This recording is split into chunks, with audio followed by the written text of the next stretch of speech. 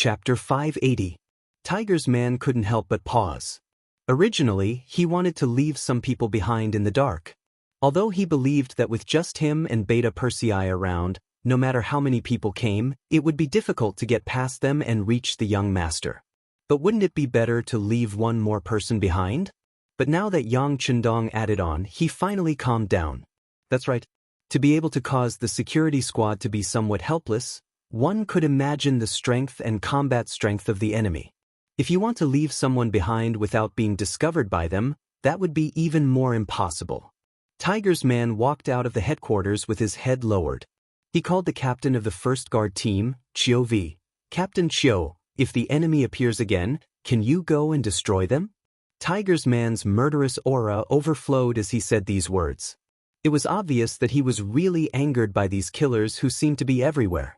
The enemies were difficult to deal with because they relied on the darkness and were very agile. Once they were discovered, those people would immediately retreat frantically. However, the guard team could only stay in place due to their duties. Naturally, they would suffer a little.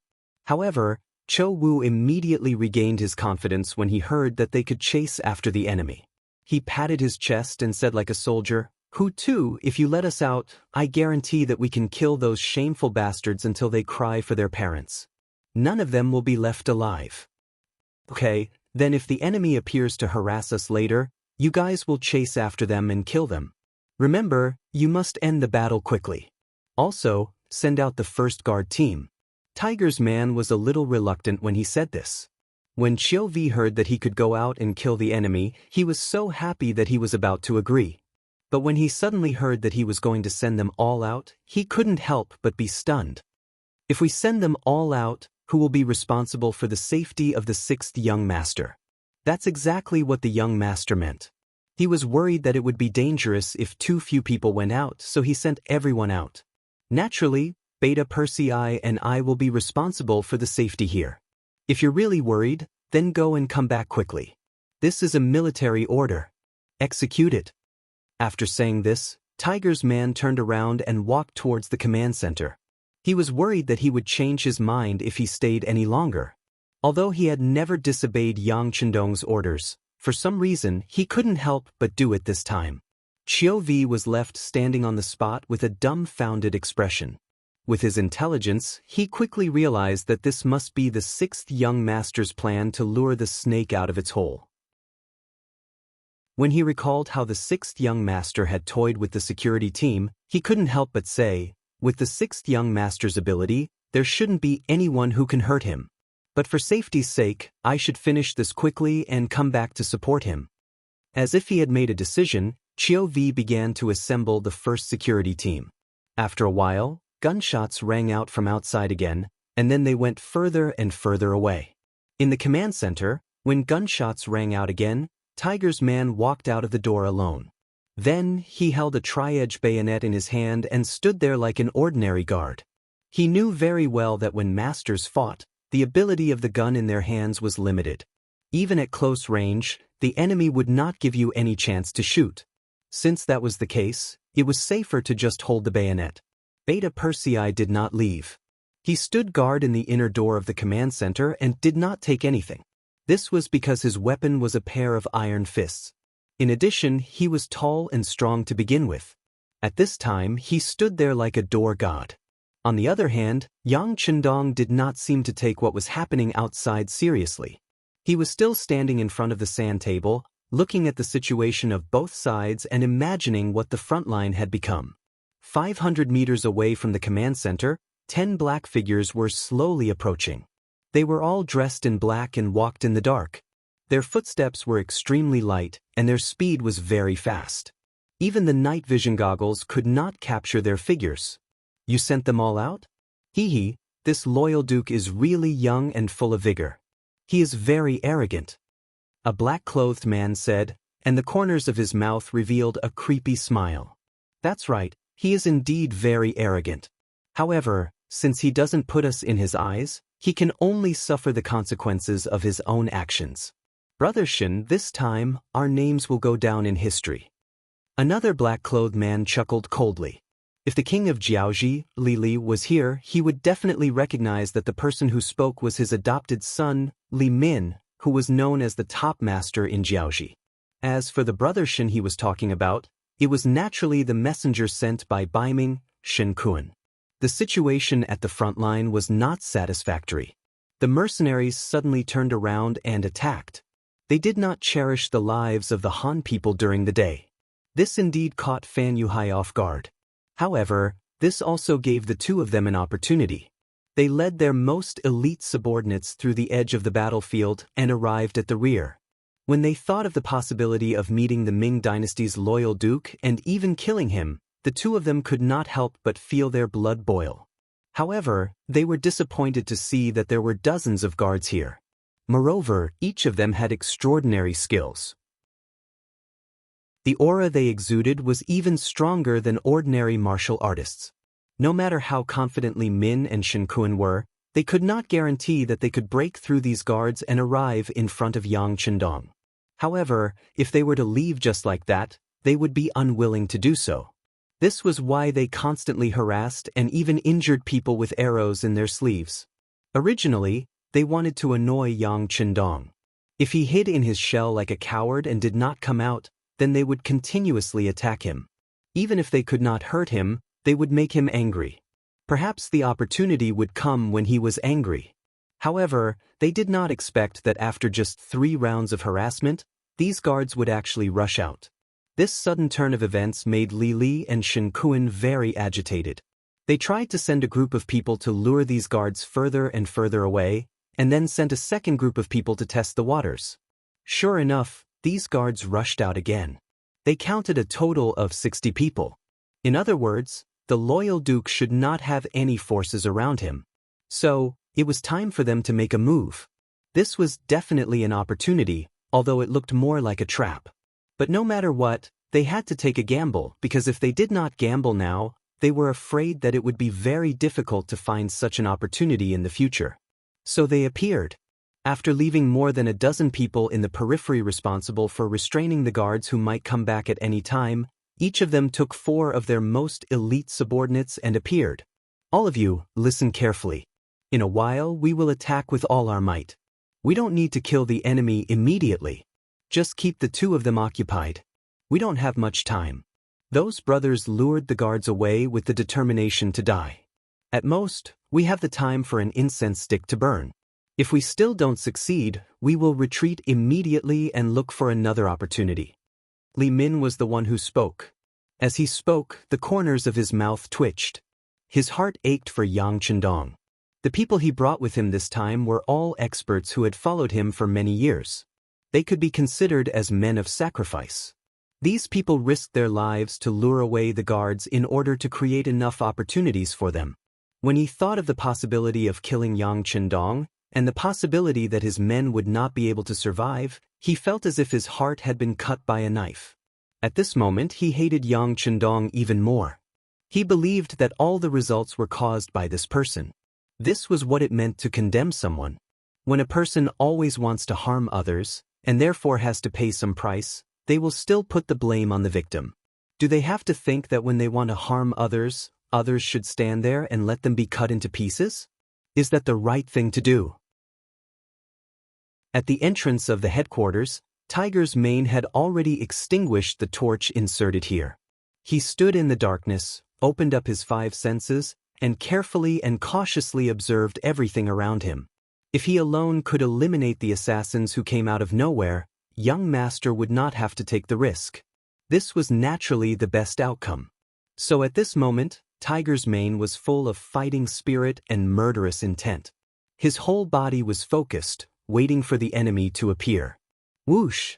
A small arrow suddenly shot out from the darkness, aiming at the position where Tiger's Mane was standing. In the darkness, the direction of the arrow could not be seen at all. Only a murderous aura appeared in the air. The previous guard was injured by this sudden arrow because of his carelessness.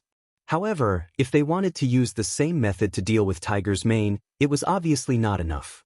Tiger's Mane suddenly jumped to the side, feeling the danger, and dodged the attack. At the same time as he fell to the ground, his roar spread in all directions. "Who are you, You only know how to plot against me? Just as the words left his mouth and his body came into close contact with the ground, four saber cheese suddenly slashed towards him from different directions. Ding ding dang dang. In that moment, Tiger's Mane's military knife collided with the four steel swords. The four assassins suddenly appeared, suddenly attacked, and suddenly attacked, in order to injure Tiger's Mane in the shortest time possible. Since he was able to stand guard outside the command center, his skills must not be simple. Perhaps this was what the Duke of Loyalty relied on. Thinking about it, if he killed this pillar of support, the Duke of Loyalty and Courage's expression would be very good. Although the four assassins thought highly of Tiger's Mane's ability and attacked with all their strength, they still did not injure the opponent. Instead, Tiger's Mane stood up like a carp and laughed. So it's four reckless dogs bark. Watch me take your lives. Tiger's Mane would not shout for no reason. This was to remind young master in the headquarters that four enemies had appeared. Chapter 581. The military knife in his hand shone with a cold light. In an extremely short period of time, Hu Mang had exchanged more than 10 blows with the four of them. He had also slowly changed from his initial arrogance to defense. The strength of these four people was too strong, especially when they were using a joint attack technique. When the two of them worked together, they were able to exert a combat power that was several times higher than their own strength. If it was one-on-one, Tiger's Mane was confident that he could take down any one of them within 10 moves. However, in the face of a joint attack technique and four opponents at that, he was a little overwhelmed and had no choice but to switch from attacking to defending. In the command center, the sound of weapons colliding could be heard from outside. Beta Persei, who was standing there, felt his heart throb. Obviously, he was affected by the murderous aura outside and could not help but feel his hands and feet itch. Go, help Tiger's Mane. I can feel that the people who are coming are not weak. Yang Chendong finally stopped looking at the sand table and said to Beta Persei very seriously, "Young master, I have to protect your safety." Beta Persei also knew the urgency of the situation and even knew what his mission was. This was one of the rare occasions when Beta Persei obeyed orders and did not carry out them. He looked at Yang Chendong with amusement. Well, don't you know the strength of the young master? You have to have confidence in your young master. Yang Chendong chuckled. Oh! It was unknown if Yang Chendong's smile had infected Beta Persei, or if he really had great confidence in the strength of the young master. After agreeing, Beta Persei pulled open the curtain of the command center and rushed out. Tiger's Mane, you're too weak. Let me help you. Get lost. Go back and protect the young master. You're not needed here. Even though Tiger's Mane had already been forced back a few steps, his voice still rang out like a roar. Unfortunately, Beta Persei came under the orders of the sixth young master. How could he care about Tiger's Mane? He roared and rushed into the battle, instantly sharing the firepower and attracting the attention of the other two players. Because of this, Tiger's Mane's pressure was reduced. Finally, he no longer had to retreat and defend passively. He could now consider counterattacking and killing the enemy. However, before they could start their counterattack, another four shadowy figures jumped out and surrounded them. There were a total of 8 of them, and this was the last of Shinkuin's strength. With another 4 people joining in, it was now 2 against 8. Naturally, the pressure was not small. Fortunately, Tiger's Mane and Beta Persei often worked together over the years, especially when dealing with Yang Chendong. They had formed a tacit understanding. In addition, Beta Persei was still a little better than Tiger's Mane in terms of skill. Although it was only a little, it could often determine the final outcome. Whoosh!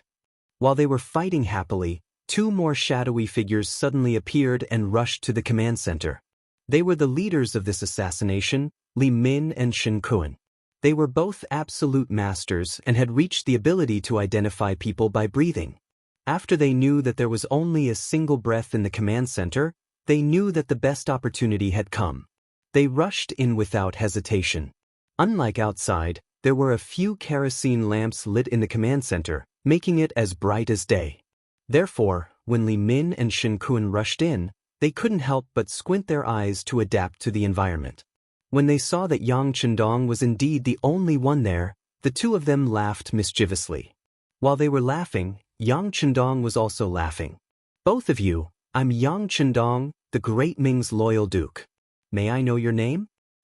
Do you want to know our names and origins and then take revenge afterwards? Let me tell you, no way." A sneer flashed across Shen Kuan's face. Although he didn't think that Yang Chendong could still live past today, who knew if the other party still had any tricks up his sleeve? If he reported his name and word got out, wouldn't it be a pile of shit whether he killed him or not? Shen Kuan had no intention of reporting his name. He just wanted to complete the mission as soon as possible. He even couldn't help but attack. However, Li Min reached out and stopped him. Then he looked at Yang Chendong with an arrogant expression and said, "A real man doesn't change his name or surname. I'm Li Min, the adopted son of the king of Jiaoji. He's Shen Kuan, Baiming's special envoy." "Brother Li." Shen Kuan didn't expect Li Min to sell him out directly. Anger appeared on his face. "Brother Shen, don't be angry. Do you think that he can still escape from the joint attack of the two of us? Even if he has some tricks up his sleeve, no one can save him at such a close distance. Don't worry." Li Min smiled at Shen Kuan and looked at Yang Chendong again. She said in a condescending manner, "Promise me one thing and I'll let you die quickly so you won't have to suffer so much." "Condition? Let's hear it." Yang Chendong had a curious look on his face. "Immediately write an order to release my adopted father and allow him to establish a new kingdom." Li Min's voice was very firm, as if he was ordering something. Just now, Yang Chendong was still curious as to how the other party had exposed his identity. His question was just a casual thought.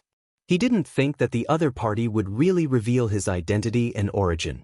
Only now did he understand that Li Min still had the idea of helping her foster father, Li, restore the country. "Ha ha. Yang Chendong couldn't help but laugh loudly after knowing Li Min's thoughts. "What are you laughing at?" Li Min was very confused by Yang Chendong's expression, who was about to die. "I'm laughing at your idiocy." Yang Chendong seemed to be holding back his laughter as he spoke. Then his expression suddenly turned serious, and he said in a questioning tone with a trace of pressure, "You're just an assassin who can't see the light of day. What right do you have to order me, a duke of the great Ming dynasty? Do you have the right?" With a loud shout, Li Min involuntarily took 3 steps back before coming to a stop. Then, her face was filled with anger and murderous intent. He was the #1 expert of the Jiaoji kingdom, but he actually took 3 steps back because of Li Min's angry shout. If this spread out, wouldn't he be laughed at by others? At this moment, his killing intent when he looked at Yang Chendong was even stronger. "Good, you dare to laugh at me. I hope you can still maintain this backbone and be so stubborn when I capture you." "Humph, bullshit expert. You only know how to talk. If you want to fight, then come." Yang Chendong's face didn't have the slightest trace of fear. If it wasn't because he wanted to know who wanted to deal with him, if it wasn't because he didn't want to be on the lookout for thieves every day, did these two people think they could meet him? Did they really think that he was some kind of powerful figure? Li Min was infuriated by Li Min's disdain. His gaze turned cold, and he opened his mouth to spit out the word, "kill." Another person was even faster than him and rushed towards Yang Chendong. He was Shen Kuan. Since his identity had been exposed, he had to kill Yang Chendong today. Otherwise, he was afraid that he would bring an unimaginable disaster to Baiming. A cold light flashed, and a sword light went straight for Li Min's throat.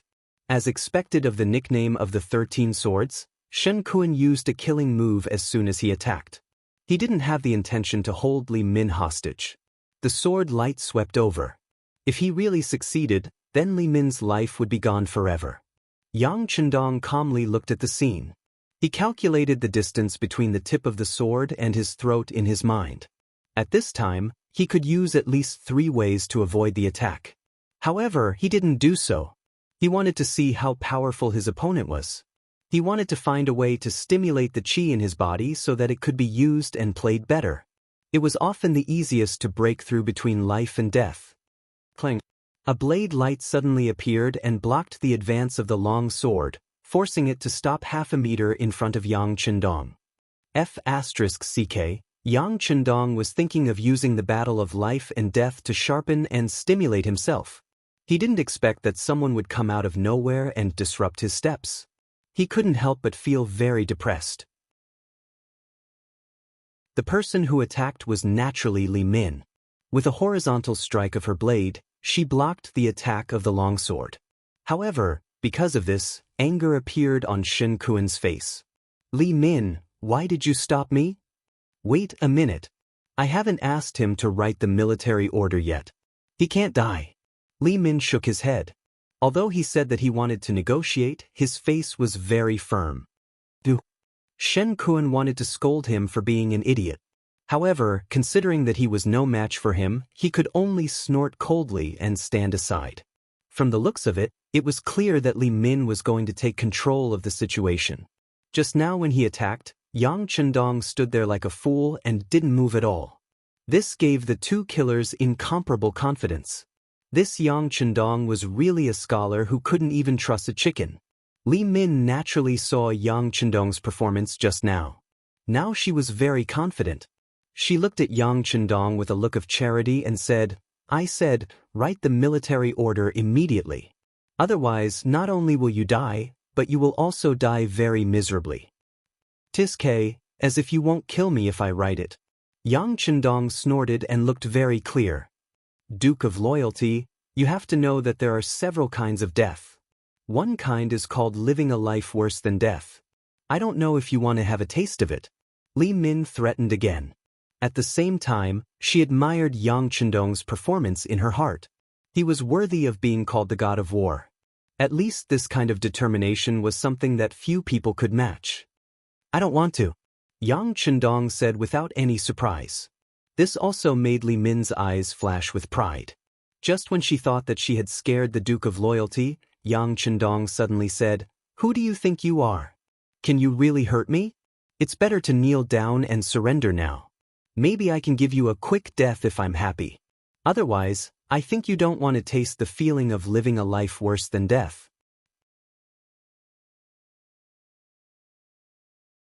Chapter 582. What? He originally thought that the other party had given in, but unexpectedly, the other party began to threaten him. Li Min, who thought that he had misheard, widened his eyes in disbelief. On the other hand, Shen Kuan clearly heard the words just now. Although he did not know where Yang Chendong's confidence came from, he did not mind him repeating the words just now. Brotherly, he wants you to learn from a dog and kneel on the ground and beg for surrender.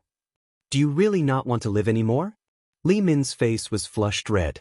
Obviously, he was very angry. The veins on his right hand that was holding the knife suddenly popped out. He looked like he was going to kill someone at any time. Shen Kuan's words had provoked him to the point that he wanted to kill someone. Ske, as if you said that you won't do anything to me. Yang Chendong rolled his eyes and said as if he was joking. Very well, then I will kill and cut off your legs. Anyway, I don't need them to write. Li Min, who had been successfully enraged, decided to give Yang Chendong a taste of his strength first. Anyway, he did not intend to let the other party die so easily. He would slowly torture him. He raised his right hand, and the knife was like a gust of wind, directly chopping towards Yang Chendong's legs. Li Min did not intend to hold back this time. This was originally a game of life and death. Whoever had a merciful heart did not deserve to play this game of death. Shen Kuan watched from the side. Yang Chendong, who had lost his legs, could no longer pose any threat to Baiming. After all, have you ever seen a powerful person who did not even have legs? How could such a person be qualified to compete for the world's hegemony? Under the gaze of both sides, Yang Chendong, who seemed to be dead for sure, smiled at this moment. Did he really think that he was a soft persimmon? Did he think that he could teach him a lesson with a knife? Well, then he would use facts to prove that anyone who dared to look down on him would have to pay a heavy price, or even lose their lives. Even before the saber arrived, it brought with it a wave of saber energy. If an ordinary person were to face this saber attack, they would be scared silly. Li Min and Shen Kuan were also looking forward to seeing Yang Chendong's stupefied expression. However, they were destined to be disappointed. Just as the blade was about to reach his legs, the sixth young master leaped into the air and easily dodged the blade. While he was still in midair, he executed a divine dragon tail whip. His feet, which were clad in military boots, smashed towards Li Min's shoulder like a huge rock. Feeling the power of this kick, Li Min's expression changed greatly. He had a feeling that if this kick landed, his shoulder blade would be completely shattered. At the critical moment, he hurriedly retreated, wanting to avoid this heavy blow. As expected of the number one expert in the Jiaoji kingdom, Li Min's reaction was as quick as a fox, causing the huge foot to miss. Just as he was about to stabilize his body, he was drenched in cold sweat. Another kick was aimed at his face. Bang! The heavy blow landed on his face like a ruthless slap. Under the force of the kick, Li Min's entire body spun 360 degrees and then fell to the ground with a thud. Chain kick.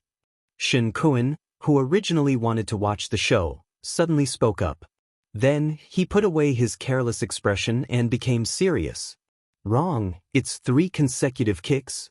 Both of his feet had already landed on the ground, and he said with a face full of arrogance. Originally, his personality was not that serious. However, due to his position, he had to make some changes. Usually, other than when he was with his wives, he had to pretend to be deep and serious. Now that there were no outsiders around, he could finally be himself for a while. His arrogant and somewhat arrogant side was revealed. The 3 consecutive kicks were the strengthening board of the chain kick. It allowed one to kick 3 times consecutively in an extremely short period of time to achieve the goal of injuring others. This was learned from Wang Yong, who was extremely good at leg techniques. With the existence of the qi, not only was he better at using it than Wang Yong, but the power was also amplified. Pooh! Li Min spat out a mouthful of blood from his mouth, along with 2 teeth. He slowly stood up from the ground. A very obvious footprint was imprinted on Li Min's face, making him look very miserable. Very good, it turns out that we have all underestimated you. Not only did Li Min have such thoughts, Shen Kun also had the same thoughts. How could someone who could casually kick 3 consecutive kicks be easy to bully? However, he was very curious. When did this person learn martial arts?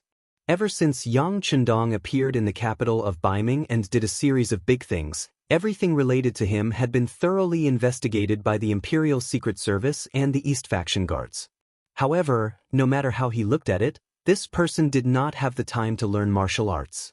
It was precisely because the information provided was too comprehensive that they never thought that Yang Chendong knew martial arts. Of course, this was also the result of Baiming not communicating with the Southern Ming Empire. Otherwise, if you asked Guan Ying and the other generals of the Southern Ming Empire, they would immediately give you a clear attitude. Although the fact that Yang Chendong knew martial arts was somewhat out of Shen Kun's expectations, he immediately understood everything. He could not help but coldly say, "So that's how it is. The reason why you dared to wait for us here alone is because of your martial arts?" Bingo, your answer is correct. It seems that you are not stupid. However, don't your superiors know that if you failed to assassinate me, would Baiming be able to withstand my anger? Yang Chendong gave Shen Kun a "you are considered smart" expression, then asked a question that the other party could not answer. Since he could not answer, Shen Kun naturally did not need to answer. He just snorted coldly and looked at Li Min. Originally, his identity was confidential. Even if they wanted to investigate, they would not be able to find any relationship between him and Baiming. However, it was all Li Min's fault. He was too arrogant and exposed his identity. If they could not kill Yang Chendong today, the next unlucky one would be the Southern Ming Empire. Don't look at me like that. Today, he will definitely die here. Li Min naturally understood Shen Kun's intention, but he did not care. He had always been the type to not give up until he achieved his goal. At the same time, he was also a person who would do anything to achieve his goal. Therefore, he had made sufficient preparations. If he did not succeed, he would die for a righteous cause. Li Min said decisively and was even more absolute. This also increased Shen Kun's desire to silence him. He nodded. Okay, in that case, the 2 of us will work together to kill him. This time, Li Min did not refuse arrogantly. Firstly, there was not much time left for them. Secondly, Yang Chendong had shown a certain level of strength, which was worthy of his attention. See, I told you. The two of you should have come together long ago. Otherwise, I'm afraid you won't have time to show off. My men are coming back. Yang Chendong was not the slightest bit afraid of the two of them working together. On the contrary, he was full of fighting spirit. In the past, when he fought with the guards, he had to leave some leeway and could only give them some minor injuries.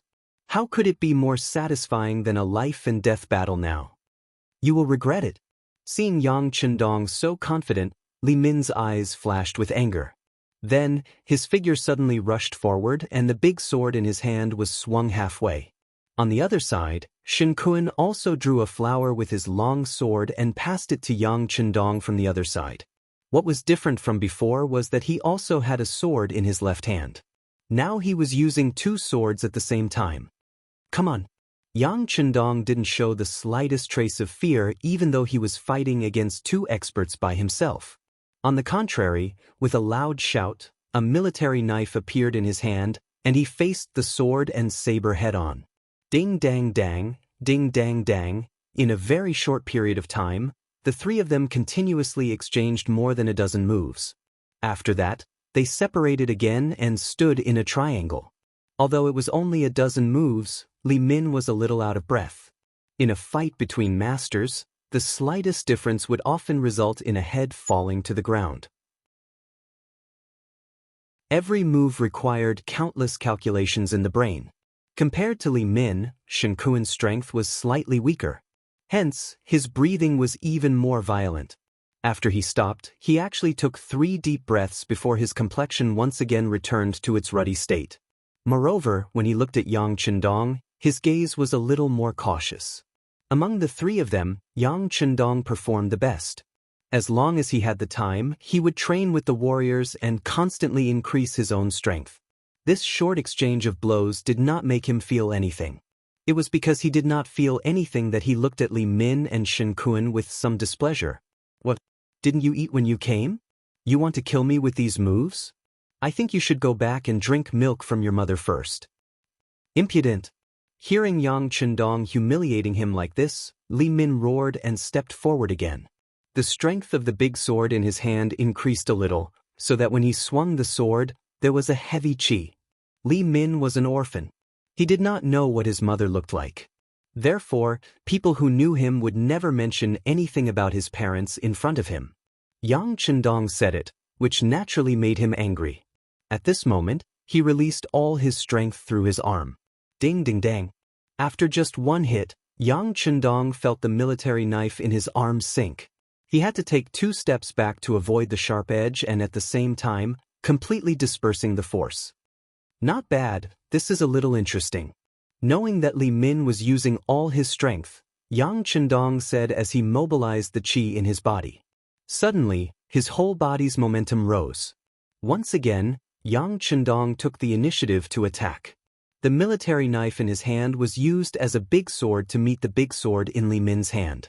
Ding ding ding ding. Using brute force against brute force, the two of them clashed dozens of times in a very short period of time.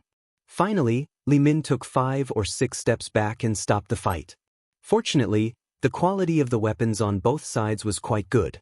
Otherwise, the steel saber would have been broken before the strength was exhausted from the collision.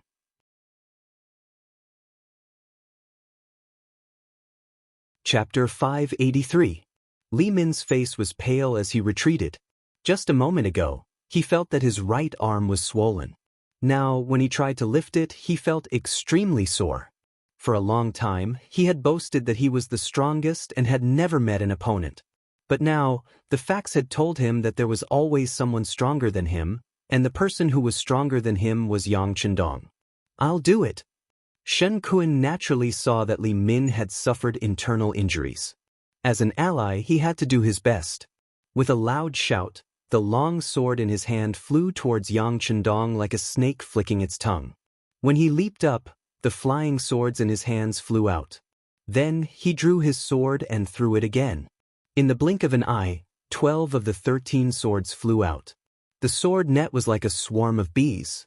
Yang Chendong first stared at the 12 sword winds seriously. When the sword tips were about to land in front of him, he suddenly thrust the military knife in his hand forward and pointed it straight at the swords. "You're courting death." Seeing that Yang Chendong actually pointed casually in the midst of the swords, a cold, killing intent flashed across Shen Kuan's face. This was his famous unique skill, the 100 sword fingers. 12 swords formed a net of sword attacks. Even when he faced Li Min before, she could only retreat to avoid the attack. However, when it was Yang Chendong, he did not dodge at all. Wasn't that just courting death? At this moment, Shen Kun seemed to see Yang Chendong being pierced full of holes by the sword net. At that time, he would return to Baiming with the identity of having successfully assassinated Yang Chendong. If he wasn't a hero, then what was he? From then on, his Shen family's reputation would be glorified because of him. At that time, it was not impossible for him to have a wife and a son. With a smile on his face, he seemed to have seen a beautiful future. However, his body suddenly stopped moving forward. He intuitively felt that the tip of the sword seemed to be blocked. He looked at the sword, and what he saw made him turn pale with fright. His whole body trembled. The tip of the sword was perfectly blocked by the tip of the stiletto. It was as if the two weapons were connected together, and no one could see any gap between them. Shen Kun was really frightened. The other party had not only dodged the attacks of the 12 flying swords with a casual wave of his hand, but he was also able to locate the body of his last sword. He was even able to hit the tip of the sword and successfully block it. What kind of speed did this require? What kind of eyesight? What kind of power? Shen Kun was still shocked. This was something that even Li Min couldn't do. Suddenly, he felt a sharp pain in his arm. He saw his opponent's stiletto circling around in the air, and his sword seemed to be attracted to it as it circled around as well. After a dozen or so rounds, a huge force came and separated the two weapons. At this moment, Shen Kuan's arm had been twisted like a fried dough twist. Not to mention that his clothes were torn, even the bones in his arm were exposed. The white bones piercing out of his flesh were very obvious.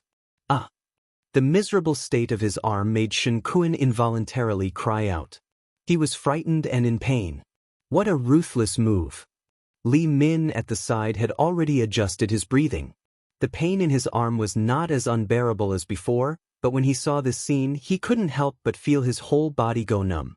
They were humans, not gods. No one would be able to withstand this kind of pain. Not to mention, his right arm was completely crippled. For a swordsman, this was equivalent to having no future. Am I ruthless? Compared to you wanting to take my life, I am already very merciful. Yang Chendong looked at Li Min with a smile, but no matter how one looked at it, there was a murderous aura in that smile.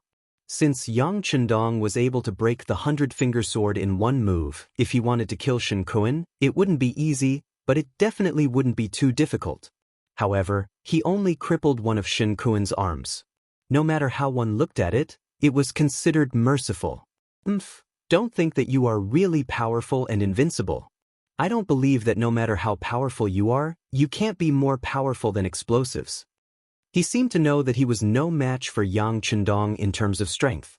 At least, it wouldn't be easy for him to kill Shen Kun. Moreover, the scene of the knife versus the military knife just now had already shown him the true strength of Yang Chendong. Since he couldn't win in terms of strength, he would use his ultimate move. This was also Li Min's trump card. As soon as Li Min's voice fell, he tore open the night-traveling clothes in front of him, revealing his chest that was covered in explosives. The explosives were prepared by Fan Yuhai, and Li Min had agreed to it. What he pursued was to succeed or die trying. If he couldn't kill Yang Chendong, then he would just perish together with him. The explosives on his body might not be as powerful as the ones in the warehouse or the military factory, but if they were ignited, it should be no problem to blow up the command center. Yang Chendong's body trembled, then he shook his head and said slowly, "In order to kill me, you really put in a lot of effort. How is it? Do you know fear now?" After revealing his trump card, Li Min's face became ferocious, and at this moment, he also became crazy, as if he was already a winner. Not bad, It looks very powerful, but in this way, aren't you going to die? Your adoptive father won't be able to restore his country. Is this also your goal? Okay, you don't have to persuade me. Let me tell you, no matter what you say, this time I will definitely die. As for the restoration of the country, as long as you die, General Fan will definitely find a way to save my godfather. Then who can stop them? At this time, Li Min was completely a lunatic. She laughed wildly, not showing the slightest bit of fear because she was about to die. After listening to Li Min's words, Yang Chendong nodded thoughtfully. Sure enough, your backer is Fan Yuhai. Not bad, no matter what, I know who wants to kill me. Since that's the case, then come, let's see if you can really blow me up. Shen Kun was sent by Baiming, so it was needless to say who his backer was. As for Li Min, was this his own action, or was there someone supporting him behind the scenes? Now that he had brought up the name of General Fan, the problem was naturally clear. Since the details of both of them were clear, it was time to end the battle. Although this kind of close combat for Yang Chendong could better use his qi and improve his combat power. But since he had a large warehouse in his hand, why would he stupidly use a cold weapon to fight? This was exactly what a wise person would do, playing up one's shortcomings and avoiding one's strengths. Facing Li Min, who was tied with explosives, Yang Chendong's expression was calm, and if one looked carefully, there was even a trace of disdain. After Li Min saw this, it made him even angrier. Although he was an orphan, no matter what he did since he was young, he always strived to be the best. No matter what he did, he could always gain the respect of others. But now, he was being looked down upon. What? Do you really think I don't dare to detonate the explosives and die with you? Provoked, Li Min laughed maniacally, and then his eyes revealed a crazed look. He pulled the fuse on his body with his arm. Sizzle, green smoke rose, indicating that the gunpowder had been ignited and was about to explode. Ah, bold and loyal, so what? You're going to die here, just like a nobody like me. When the time comes, ashes to ashes, dust to dust, what's the difference between us? Li Min, who seemed to have entered a crazed state, laughed maniacally, as if he had gotten what he wanted. As long as he could kill Yang Chendong, Fan Yuhai would have a lot more opportunities, and there would be hope for his godfather to restore Jiaoji. In this way, his death was completely worth it. You crazy. Shen Kun, who was half kneeling on the ground, pointed at Li Min with his left hand, his mouth agape. He did not know if his cold sweat was caused by fear, or by the pain caused by Yang Chendong's heavy injury. In order to achieve your goal, you'll do anything. You do have the potential to be a hero. Unfortunately, you've chosen me as your opponent, so you're destined to get nothing, only death. Facing Li Min, whose fuse was getting shorter and shorter, Yang Chendong evaluated him as a winner. Then, a mysterious smile appeared on his face. Following that, he suddenly disappeared from where he stood. No matter how glib your tongue is, you're still going to... Li Min, who was about to mock Yang Chendong, suddenly realized that his opponent had disappeared. Not only that, even his aura had disappeared. He was an assassin, an ace assassin, the #1 expert in Jiaoji. He was confident that Yang Chendong did not use any tricks to hide, just like how Japanese ninjas would use the principle of light refraction to suddenly disappear. But no matter what, that kind of disappearance was only the disappearance of the body, but if one were to sense it carefully, the aura was still there. Moreover, a true expert could kill by tracking the aura. However, Yang Chendong did not even leave behind a trace of his aura. It was as if he had never appeared here in the first place. What's going on? Where is he? Seeing that the fuse was about to be lit, and the target had disappeared, Li Min felt so depressed that he was about to vomit blood. He's not a human, he's a demon, a demon. Shen Kun, who was kneeling on the ground, was also searching for Yang Chendong's aura, but he did not find anything. At this moment, he could not help but shout, as if his spirit had been completely destroyed, and he looked like a crazy demon. Boom! Time did not give the two of them a chance to speak again. The explosives were finally ignited, and then it caused a huge explosion. Although the composition of the explosives was not at its strongest state, It was not a problem to flatten the surrounding 5 to 6 meters. Thus, more than half of the command center was destroyed by the impact of the explosives. At the same time, the two high-level assassins, Li Min and Shen Kuan, were also destroyed.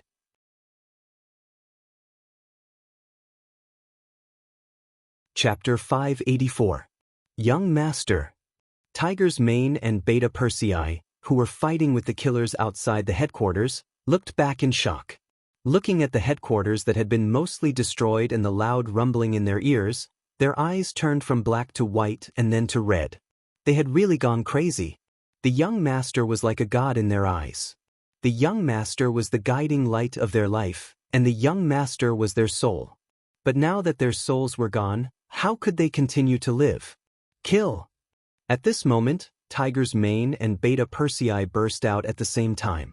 Facing 4 extremely powerful killers, they all showed their most violent side, and their strength had more than doubled in a short period of time. Speaking of which, Tiger's Mane and Beta Persei's foundation was not very good. They were not the kind of people who had practiced martial arts since they were young, nor were they martial arts geniuses. Their strength gradually increased because they followed Yang Chendong and were taken care of by him. It's just that this kind of strength was naturally no problem for them to deal with ordinary people, but once they encountered a powerful killer, they seemed a little powerless. This was also the reason why after fighting for a long time, they still couldn't deal with the enemy in front of them even though they knew that the young master might be in danger. But now it was different. The sound of the explosion was a little too wild.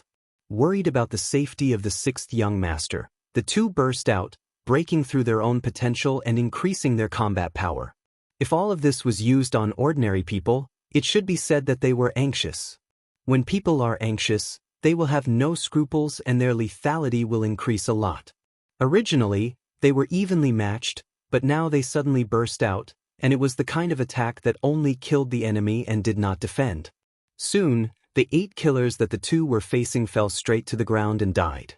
Of course, Tiger's Mane and Beta Persei also had a few more wounds on their bodies.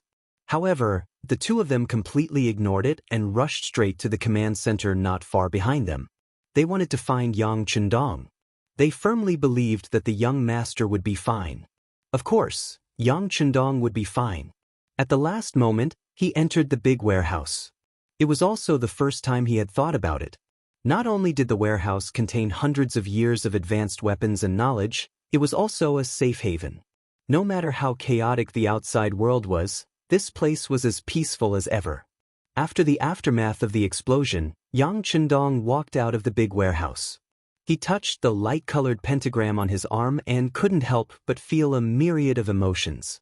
What kind of fortuitous encounter did he get to own Datsong? With such a good thing in his hands, shouldn't he do something?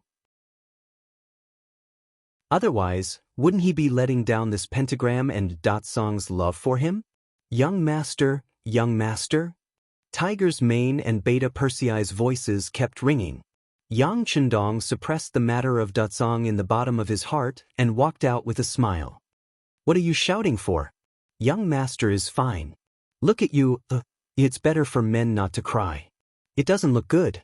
That's right, at this moment, Hu Mang and Second Yang had snot and tears running down their faces. For a grown man to cry like this, it was indeed unsightly. When the two saw that Yang Chendong was fine, they couldn't help but rush over in surprise. They touched the 6th young master's body here and there, as if they were afraid that something was missing. I'm fine. I hid too far away just now. The explosion didn't hurt us, but the command center, and the sand table was blown away. What a pity! Tiger's Mane and Beta Persei almost spat out their saliva. At this time, he was still thinking about the loss of the sand table. Their young master was really careless. What a weirdo! Li Min and Shen Kuan were dead, and not even their bones were left. After dealing with these two experts, it didn't take long for the 1st and 2nd guard teams to withdraw. They loyally completed Yang Chendong's arrangement and chased all the way out, killing all the black-clothed assassins they saw. But when they returned to the camp, they couldn't help but blame themselves. The command center was blown up. Fortunately, the 6th young master was fine. Otherwise, they would have to apologize with their lives. Even if Yang Chendong was fine, the two captains, Qiu Vi and Dao Xiao, still came to apologize. In this regard, Yang Chendong did criticize them. See, there will always be someone stronger than you. Your abilities are still lacking. If it weren't for the young master, my strength is not bad, wouldn't it be dangerous this time? Just you wait. When this is over, you will train hard for me.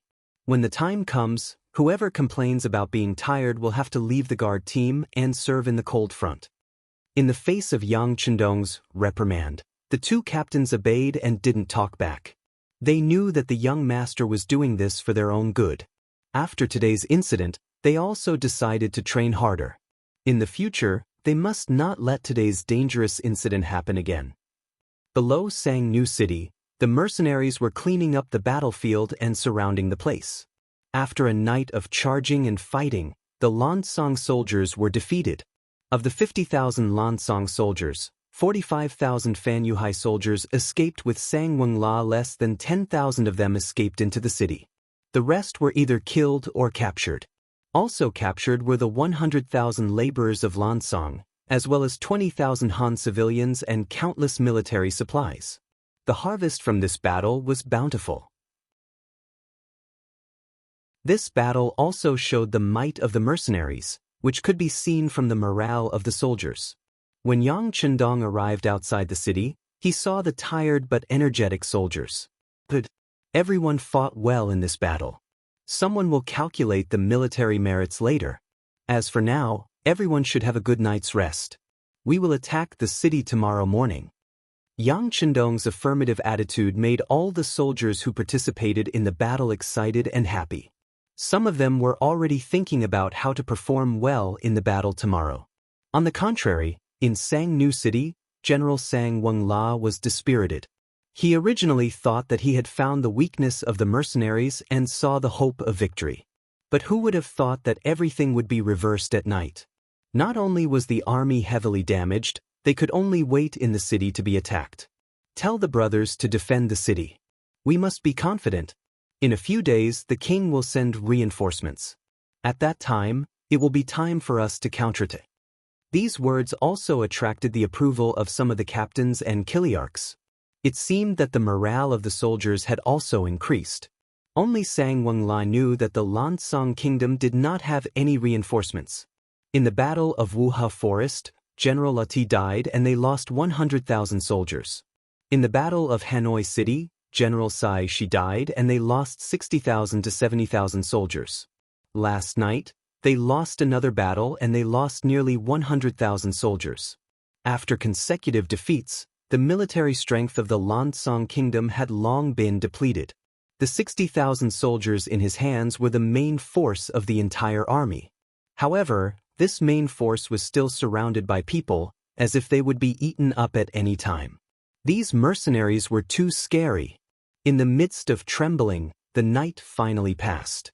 At dawn the next day, the mercenaries outside Sangnu City gathered and stood quietly outside the city, waiting for the sixth young master to give them the order to attack. Yang Chendong also changed into the golden marshal's uniform and walked over to a high ground outside the city. Victory in war was the result of the joint efforts of the generals and soldiers. In Yang Chendong's view, the strength of an army could be reflected from its external performance.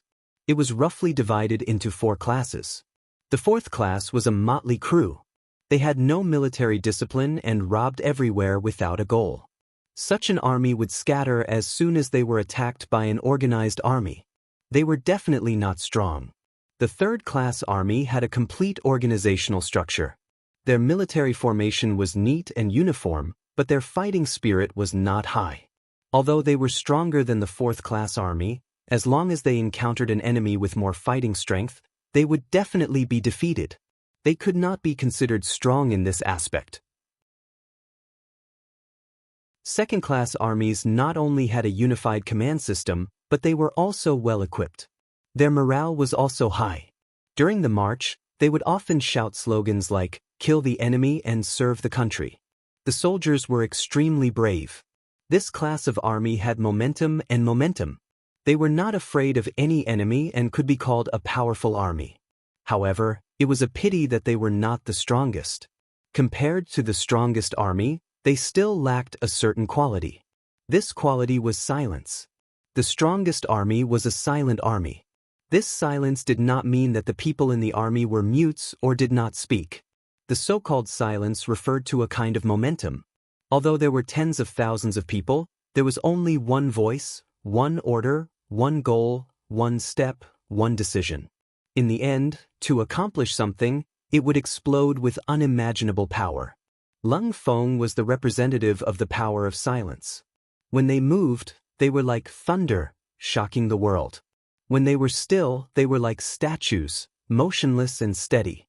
With such an army and the powerful firearms provided by Decheng, there was no reason for them to lose or not win.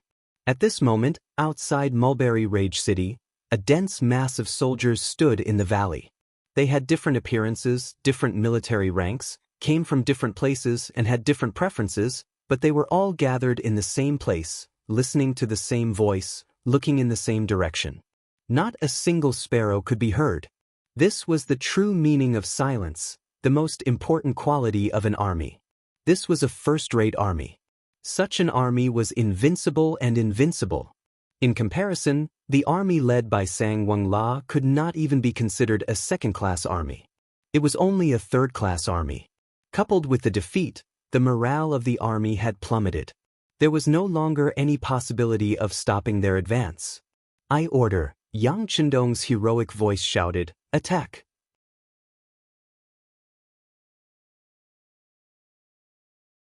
Chapter 585.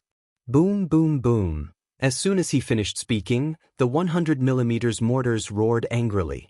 The shells flew out from the barrels and drew a beautiful arc in the sky as they blasted towards Sang New City. At the same time, 5 rocket launchers whizzed towards the East City Gate. The seemingly sturdy East City Gate was instantly destroyed, revealing the figures of the Lansong soldiers guarding behind the gate. Charge!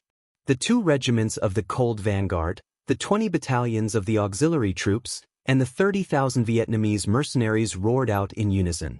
Under the earth-shattering artillery barrage, countless brave soldiers charged forward, their momentum shaking the heavens, and no one could stop them.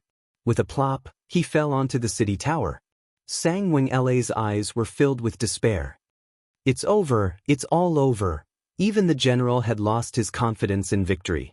The soldiers below were even more intimidated by this momentum. The only thing they could do was to run around like headless flies and throw the weapons in their hands to the ground and surrender. The Lansong Kingdom had already used up all their strength in the Battle of Hanoi City. They had used all the fireproof guns and iron shields that they hurriedly produced. Although they had caused quite a bit of damage to the mercenaries, they had still lost in the end. It was also from that moment onwards that this kingdom was destined to walk down the path of defeat. The East City Gate was breached and countless mercenaries rushed into the city. What made them depressed was that they could not even put up a decent resistance. The city had changed hands and they had won. In the end, the enemy's general, Sang Wenla, who was surrounded on the East City Tower, had no choice but to surrender with his subordinates. At this time, who would dare to resist the mercenaries? 6th Young Master, Sang New City has been conquered. Sang Wenla has surrendered and been captured. In the afternoon, the 2 regimental commanders of Lung Feng came to Yang Chendong to report the results of the battle. A city guarded by 60,000 soldiers only lasted for a few hours before it was breached and wiped out. It was not slow at all. Very good. The 2nd Regiment will stay behind to clean up the battlefield and tally the spoils. The 3rd Regiment will head towards Wanxiang City. Yang Chendong nodded his head in satisfaction. With the surrender and destruction of the Sangwala tribe, the entrance to the Lansong Kingdom was wide open. It was time to go straight to the center of the army. The bicycles were all transferred to the 3rd Regiment. Wu Sheng led the regiment of Cold Front straight to Wanxiang City with a face full of excitement. They would definitely create another glorious era. At this moment, Wanxiang City had yet to receive news of their defeat at the front line. As the capital of the country, it was still bustling with life, giving people the feeling that it was in a flourishing age. Any smart person would be able to feel a shadow looming over them under this flourishing age. It was like a huge beast that could devour people, opening its terrifying mouth at any time. In fact, the person who caused this shadow to appear was the representative of the civil officials, Imperial Preceptor Long Qi. After receiving the 2 million taels of silver from Yunk, Long Qi was already prepared to become a big merchant and live a comfortable life for the rest of his life. Right now, there was only one thing on his mind, which was to destroy the Longtime Kingdom's regime. Only in this way could he become a rich man. If you wanted to do great things, you would always need help. After careful consideration, Long Qi's gaze landed on a person called He Guang. He Guang, the vice-captain of the Longtime Kingdom's royal guards, was a rather capable general. It was because of his impressive abilities that he was not tolerated by others. This attracted the suppression of the captain of the royal guards, Emoda. And this suppression lasted for 10 years. Emoda only relied on the fact that he had an elder sister who was the king's favorite concubine. Relying on this nepotism, he had always been arrogant. Sometimes he even dared to offend the imperial preceptor, Long Qi, and nothing happened to him. Perhaps it was because Emoda had enemies everywhere that his ability to not unite with the other officials was valued by King Paiyasai. After all, as a force to protect his safety, he could not be used by others. Emoda was incomparably arrogant. Working under such a person, he naturally did things carefully. But this was not enough. As the saying goes, if you want to condemn someone, you can always find a reason to do so. In order to prevent others from deliberately making things difficult for him, these subordinates also needed to find some backing. Coincidentally, the person He Guang found was Imperial Preceptor Long Qi. However, this did not mean that He Guang would rely on Long Qi. As the vice-captain, he still had a lot of autonomy. It was just that the relationship between the two sides was very good, and they could help each other on many things. In this kind of environment, it was normal for Long Qi to set his goal on persuading He Guang. After discussing with Yunk, Long Qi was prepared to give it a try. This was why he invited He Guang to his residence with the excuse of inviting him to a banquet. The scale of the banquet was very small. When the tall and valiant He Guang entered the banquet hall, he only saw Imperial Preceptor Long Qi and a stranger. There was not even a servant to serve them. Haha, Captain, he is here. Please take a seat, we're just waiting for you. After seeing He Guang appear, Long Qi laughed loudly and stood up, inviting him to sit down. Skylark, on the other hand, remained seated without the slightest intention of getting up. This attracted He Guang's attention and made him ponder deeply. This person was so unfamiliar. What kind of identity did he have to be so arrogant? It seemed like he did not even give face to the imperial preceptor.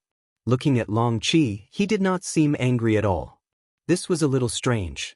He Guang had been the vice-captain of the king's guards for so many years, and he was used to enduring. Therefore, when he looked at Yunk sitting there, he only nodded politely as a greeting. Then, he sat down on the prepared chair. After the three of them sat down, Long Qi smiled at He Guang. General He, the war at the front is going well. What are your thoughts on the battle at Sang New City? The hottest topic among the upper echelons of the Longtime Kingdom was the war at the front. Even the commoners on the streets could talk about it. As the vice-captain of the royal guards, how could He Guang not know? Therefore, after thinking for a while, he said, "There is General Sang Wenla at the front, and there is also the help of Jiaoji's famous General Fan Yuhai. With His Majesty's full support, victory is just around the corner." He Guang said these words very smoothly, as if he had said these words countless times. Hearing this, Long Qi just smiled. Suddenly, his face became very serious as he asked, "Is this really what the general is thinking?" He Guang did not know why Long Qi would ask such a question. Puzzled, he asked, "But what does the imperial preceptor mean?" "Nothing much. I just want to hear the general's thoughts. Speaking of which, there are no outsiders here. Why don't the general be more sincere and say what you want to say?" Long Qi said like a big bad wolf leading a little rabbit to his bowl. "No outsiders, my ass.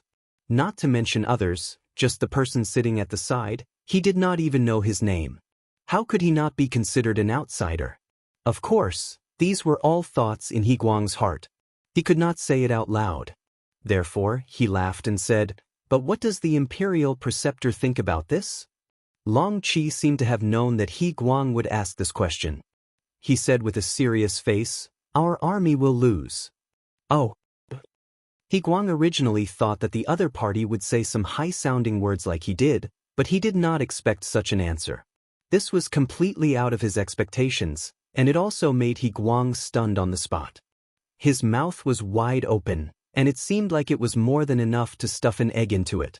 "What? General He, did you not hear me clearly? The imperial preceptor said that our army will lose. It won't be long before the news of our defeat reaches the capital. I'm afraid that at that time, the Lansong kingdom will not be safe." Long Qi had a compassionate look on his face, as though he was an eminent monk who had attained the Tao. How is this possible?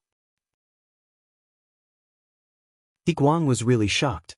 Although he was the vice-captain of the king's captain and knew the combat power of his own soldiers, they had the advantage in numbers. In addition, they had prepared for a long time. How could they lose so easily? Even if they lost 1 or 2 battles, it would not easily affect the safety of the capital. Also, Long Qi was the imperial preceptor. How could he say something like this that boosted the morale of others and destroyed his own prestige? He Guang could not understand this. Knowing that He Guang wouldn't believe him, Long Qi smiled again. Then he pointed to Yunk, who was sitting there and drinking tea, and said, "Come, General He, let me introduce you. This is Special Envoy Yun sent by the Great Ming Dynasty's Duke of Loyalty and Courage." Great Ming Duke of Loyalty and Courage? Mercenary? As if he thought that he did not hear clearly, He Guang looked at Yunk and asked with a face full of doubt. At the same time, his expression was constantly changing. "Yes, this special envoy greets General He." Yun Ke finally opened his mouth to speak. He spoke the standard language of the Great Ming Dynasty.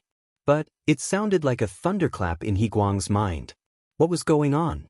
He actually saw the enemy's special envoy in the imperial preceptor's residence. This person did not go to the palace but appeared here. Could it be that he secretly came to contact the imperial preceptor? What did the imperial preceptor want to do? Betray the country? Thinking of this, He Guang suddenly stood up from the chair and pulled out the sword on his body. "Imperial preceptor, this person appeared here without His Majesty's permission. He must be an enemy spy. Please allow me to take him down." Take him down? Take him to who? Whether it was Long Qi or Skylark, they didn't seem to care about He Guang's intense reaction. It was as if they didn't see the angry atmosphere and just sat there calmly. "Of course it's to His Majesty." He Guang naturally replied. "What happens after you hand it to His Majesty? Are you going to hand me over to His Majesty for punishment?" As he spoke, Long Qi's face became gloomy. In the end, he was the imperial preceptor of a country. Once he was angry, he would be imposing without being angry. At this moment, He Guang was also intimidated by this imposing manner. Then he suddenly remembered that this was the imperial preceptor's residence. Since Special Envoy Yun could sit there calmly and unhurriedly, it was clear that he had obtained the imperial preceptor's approval. Then why would he capture someone here? This time, He Guang came alone and did not bring a single subordinate. If the other party turned hostile, would he be able to walk out of the imperial preceptor's residence?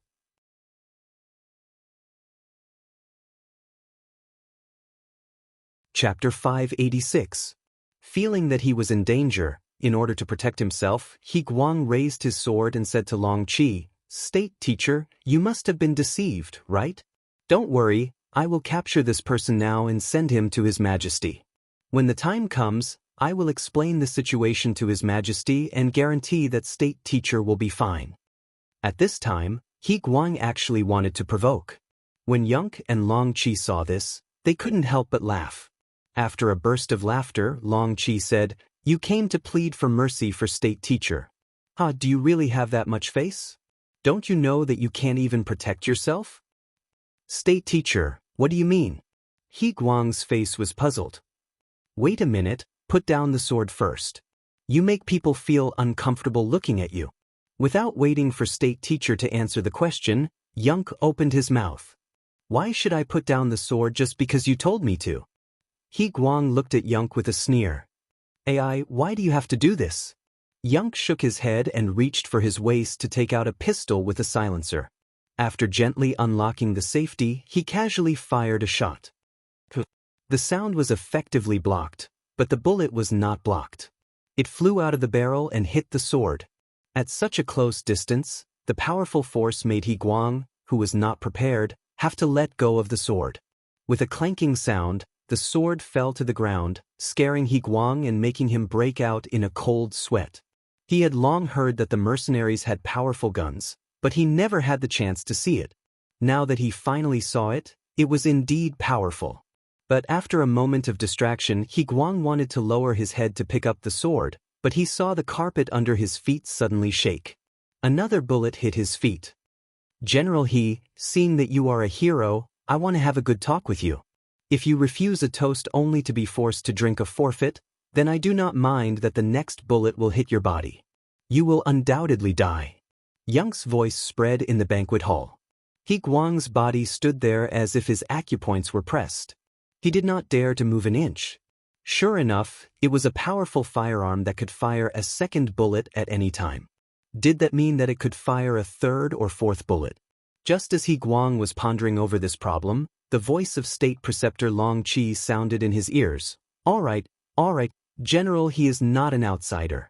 Come and sit down to talk. He Guang didn't know if the next bullet would hit him, so he might as well sit down and listen to what the other party had to say before making a decision. When he finally sat down, Grand Preceptor Long Qi said to him calmly, General He, you are also a talent of your generation. Don't you know that a great disaster is about to befall you?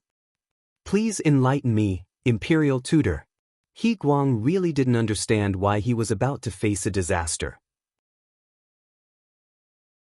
Sigh, once the front line is defeated, what will His Majesty decide? I'm sure he'll use the power of the King's Guards to counterattack. Who do you think is the leader of this group? It couldn't be that idiot Emoda himself, right? His Majesty probably wouldn't allow that. But when a general leads an army, can you guarantee victory?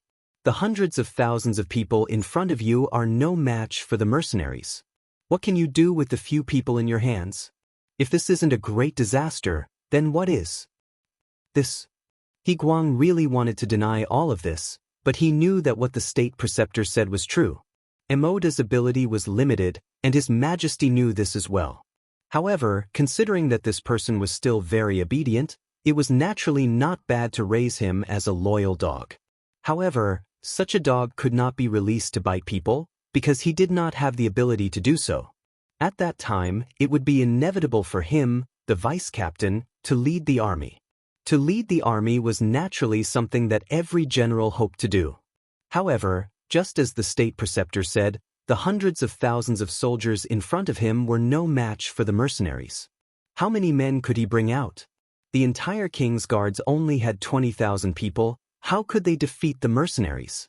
If that wasn't courting death, then what was? However, at that time, he would have to do so regardless of whether he was willing or not. If he agreed, he would die on the battlefield. If he didn't agree, he would very likely be taken down by Emoda. No matter what the outcome was, there wouldn't be a good ending. Layers of cold sweat began to flow out of He Guang's head. Previously, he didn't think that the army in front of him would be defeated, so he didn't consider these things. But now that it was pointed out, he realized that the situation was already so dangerous. Of course, the so-called danger would only appear when the army in front of him was completely defeated. If they didn't lose, if it was only a small defeat, then all of what the State Preceptor said wouldn't happen, and he wouldn't be in danger. He Guang was still deep in thought when Skylark, who was sitting there playing with a pistol in his hand, spoke. General He, after the State Preceptor's recommendation, we found that you are indeed a character. Therefore, the Duke of Loyalty said that if you are willing to surrender, he will use you heavily. You know General Hong Jin of Yunnan Province, which is the original Jiaoji country, right?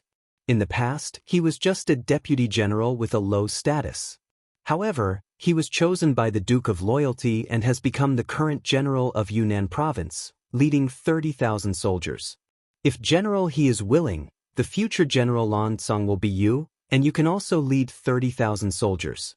This way, you won't have to die, and you can also become a real general. Isn't that beautiful?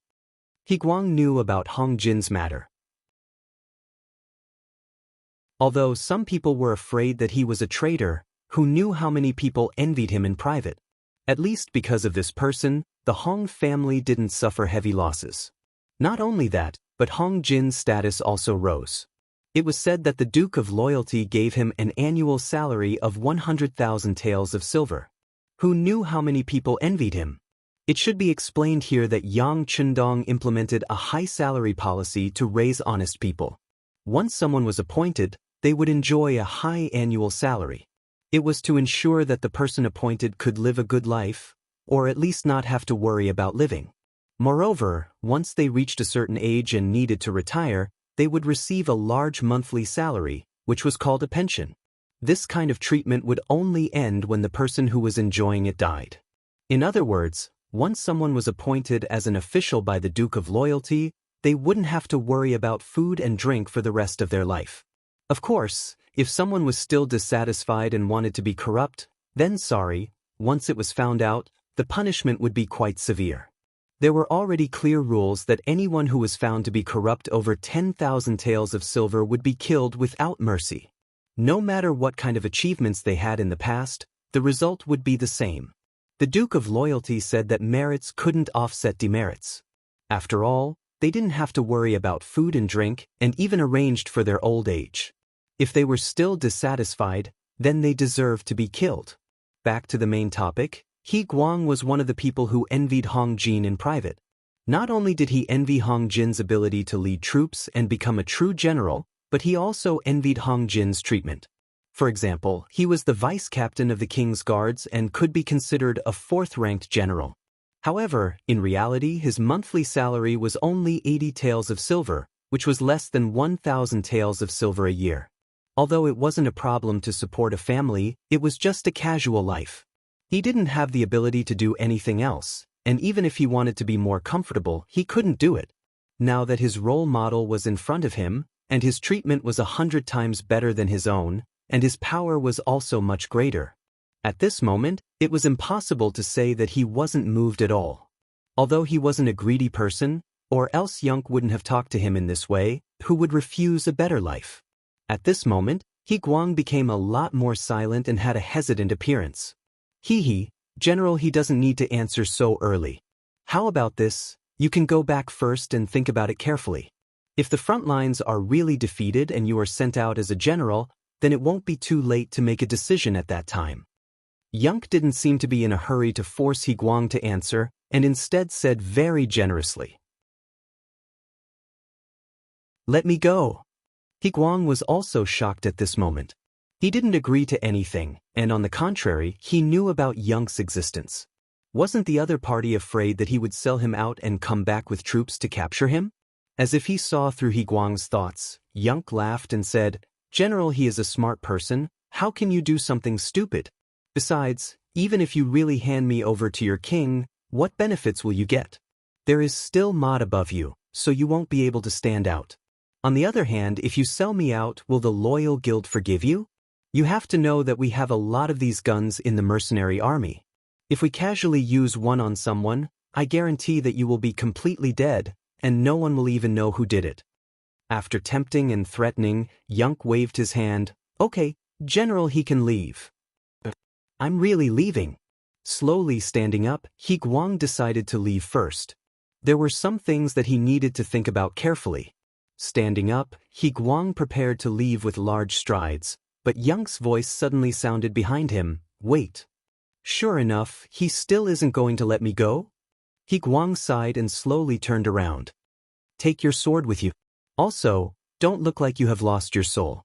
Anyone who sees you will have doubts." Yunk pointed at the sword on the ground and said very casually. He Guang's heart that had been raised up finally calmed down. He picked up the sword and bowed, then turned around and left. He Guang really left, leaving behind State Teacher Long Qi, who asked with lingering fear, "Special Envoy Yun, he really won't tell on us? Why don't we leave now?" State Teacher, don't worry.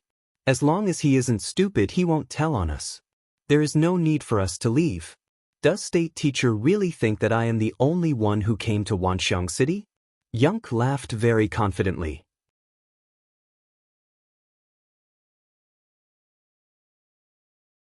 Chapter 587. The more confident Yonk was, the more confident Long Qi became. He chuckled when he heard what Yonk said. That's right. He wasn't even afraid of Yonk. What was there to be afraid of?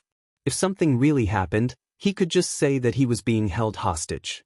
With his status as the state preceptor, there was still a lot of room for negotiation. As Yonk expected, He Guang was a smart person. He didn't choose to report it immediately. Instead, he decided to look at the situation first. Especially when he saw the deep mark made by the bullet on the saber, he didn't have the thought of reporting it.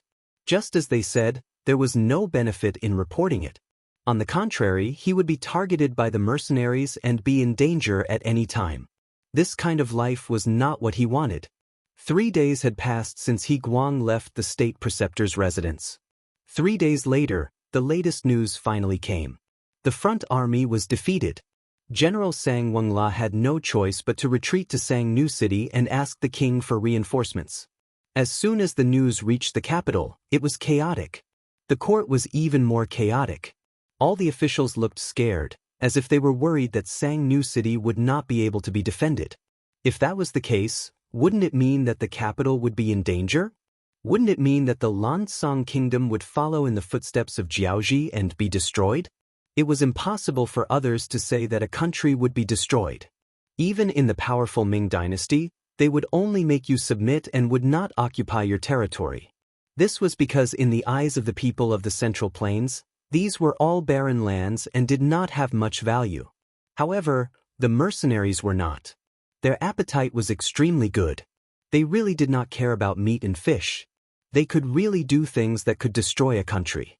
Under the lead of State Preceptor Long Qi, all the civil officials asked the king to send troops to reinforce Sang New City. Looking at the same scene below, King Paisai felt a headache coming on. Send troops, send troops. He also wanted to send troops, but there had to be troops to send. But now, other than the 20,000 king's guards beside him, there were no extra troops. Even if he went to recruit troops now, it would still take time. Your Majesty, please send troops quickly. No matter what, you can't let the mercenaries pass Sang New City. Once that happens, the country will be in danger. Long Qi continued to plead on behalf of the officials. Yes, Your Majesty, please send reinforcements quickly. The civil officials below all cooperated and asked in unison. At this point, even Paisai could not stop them. Moreover, he knew that if the frontline army was defeated, his 20,000 king's guards would not be of much use. Since that was the case, it was better to support the frontline first. Then, they would recruit soldiers from all over the country. Hopefully, they would make it in time. All right, this king will immediately send troops. Under the immense pressure, Paisai finally made a decision. Of the 20,000 king's guards, only 5,000 remained. The rest were handed over to the vice-captain, hoping that he would be able to help Sang Wang and turn the tables around. The army at the front had indeed been defeated, and he had indeed been appointed as the commander of the army. All of this was within the expectations of Special Envoy Yun. The moment He Guang received the military order, he ordered a few of his trusted subordinates to gather the troops while he himself headed straight for the imperial tutor's residence. To the outside world, they were here to ask about the logistics, but in fact, they were here to see the special envoy. The three of them met again. Although it had only been 3 days, many things had changed. At this moment, He Guang was less arrogant and more respectful. Special Envoy Yun, this general is willing to surrender. Please tell me what to do next. Well said, well said. Yonk smiled and reached into his pocket. This time, he did not take out a flintlock, but a bunch of banknotes. There were banknotes with denominations of 100, 200, 500, 1,000, 2,000, 5,000, and 10,000. There were over 100 banknotes, which added up to 500,000. After taking out the banknotes, Yonk placed them in front of He Guang. General He, take these and bribe all the Kiliarchs, Centurions, Dekarches, and Dekarches. This army will be the foundation for you to establish yourself here in the future. This is all for me. It was the first time He Guang saw so many banknotes, so he looked a little excited. Sorry, there is nothing for you here. These are all for your subordinates. As for you, this is the only one." Skylark chuckled and took out another piece of paper from his bosom. Written on it was 200,000 taels of silver. Handing the banknote to Guang, Yang said, 100,000 is the reward for you joining the Duke of Loyalty. The other 100,000 is your annual salary for the next year. Now take it." People worked first before they were paid, but the Duke of Loyalty paid first before he worked. Speaking of which, the payment was the same, but the feeling it gave was completely different.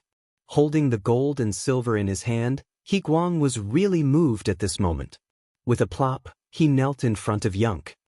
"Special Envoy Yun, thank you for your trust. Don't worry, this general will not let you down. All right, this kneel will wait for the Duke of Loyalty to come." Skylark chuckled. With this kneel, this task could be considered completed.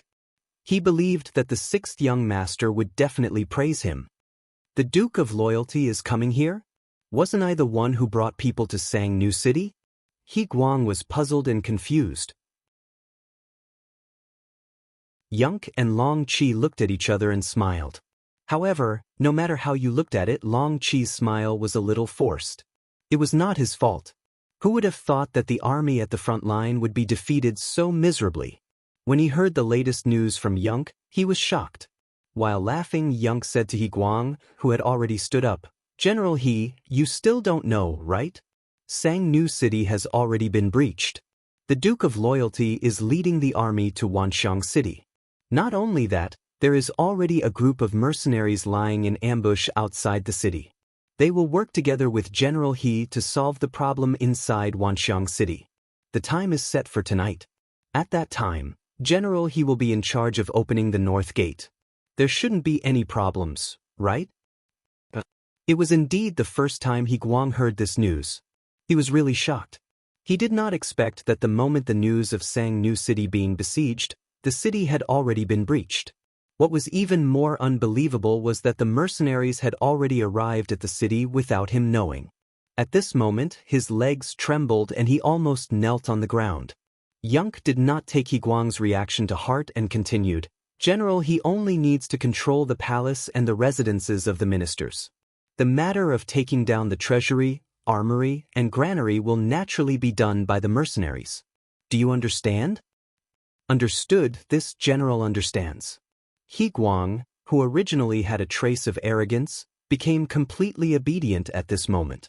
He originally thought that the other party would rely on him. Only now did he know that even if he did not make a move, Wanxiang City would still be breached. It was just a matter of time. "State teacher, I also need your cooperation this time." Yunk turned his head and looked at Long Chi with a smile. Long Chi reached out to stroke his beard and nodded while laughing. Well said. I will hold a banquet tonight and gather all the ministers in the city. That would be great."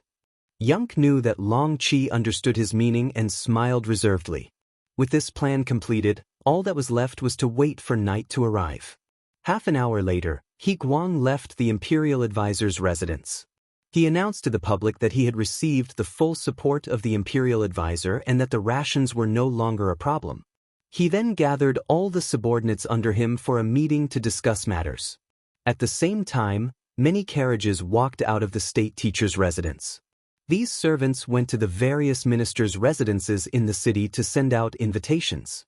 It was said that all the civil officials were gathered to contribute to the army that was about to depart.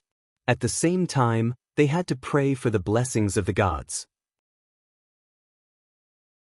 For such an important matter related to the fate of the country, all the ministers who received the invitations did not dare to disobey. Regardless of whether or not they were on good terms with the state teacher, if they did not show up now, they would easily attract hatred. It was just for show. They all said that they would definitely attend the banquet on time. Even when the news reached the palace, King Piacy had a gratified expression and sighed when he heard the news. He was very gratified that his ministers could unite at such a crucial time. He seemed to have seen the scene of them defeating the mercenaries while united. Guang knows how to curry favor and knows the importance of food. Guard Captain Maud, who also received the news, had a look of disdain. However, he did not think too deeply about it. Instead, he decided to attend the banquet at the state teacher's residence at night after a bout of jealousy. No matter what, he could not let He Guang monopolize the limelight. He had to think of a way to build a good relationship with the state teacher. If possible, he could even obstruct He Guang's supply of logistics. From this, it could be seen how terrifying internal strife was. Everything was proceeding in an orderly manner. No one expected that danger would descend upon them soon. The capital of the country, Wanxiang City, was about to be taken over. Moreover, after He Guang returned to the military camp, he gathered all the officers under him. Then he got his personal guards to seal off the entire venue and began to spend money to buy people's hearts. Not all soldiers valued money. Especially those who were part of the king's guard, there were still some who could adhere to their principles. Once he encountered people who did not want benefits and even cursed, He Guang would not be polite. With just a glance, his personal guards rushed up and killed those who did not know what was good for them on the spot. After killing more than 10 people, the smell of blood was extremely pungent. Only then was this wave of resistance suppressed. When everyone saw that resistance was a dead end and that surrendering would not only allow them to live, but also receive money, many people wavered and signed the oath. Once they signed, it would be difficult for them to go back on their words. He Guang had said that he would announce this agreement to the world later. If anyone still had second thoughts, they would be in trouble and might even be assassinated by the mercenaries in the future.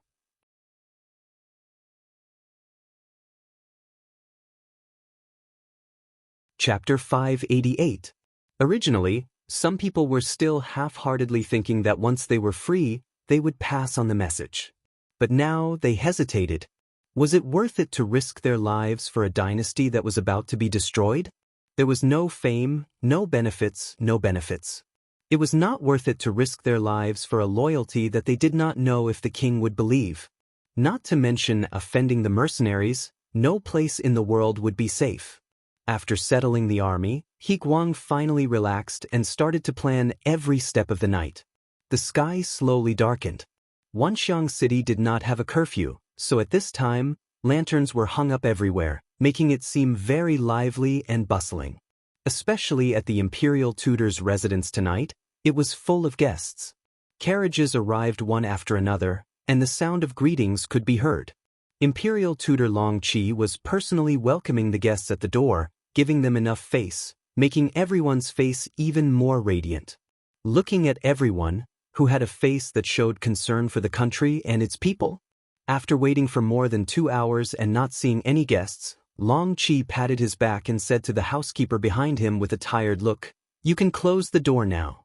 Without orders, no one is allowed to enter and no one is allowed to leave. "Master, don't worry, I know what to do." The butler nodded. This old man who had followed the imperial tutor for decades naturally knew what to do, and even knew what might happen next. The ministers were surrounded, and the army camp also started to move. The first step was to surround the 5,000 king's guards that had not been assigned to them. Fortunately, their guard captain Emoda had already gone to the imperial tutor's residence for the banquet. Without a leader, it was not very troublesome to deal with them. The second step was to surround the palace, and no one was allowed to enter or leave without orders. This was equivalent to cutting off the connection between the king and others. The third step was to open the city gates and let the mercenaries outside the city in. The first step of the plan was to surround the camp of the king's guards with 8,000 soldiers. Then, under the protection of a group of personal guards, He Guang walked into the camp with the emperor's fake decree in his hand, and said that these 5,000 soldiers would also be under his leadership.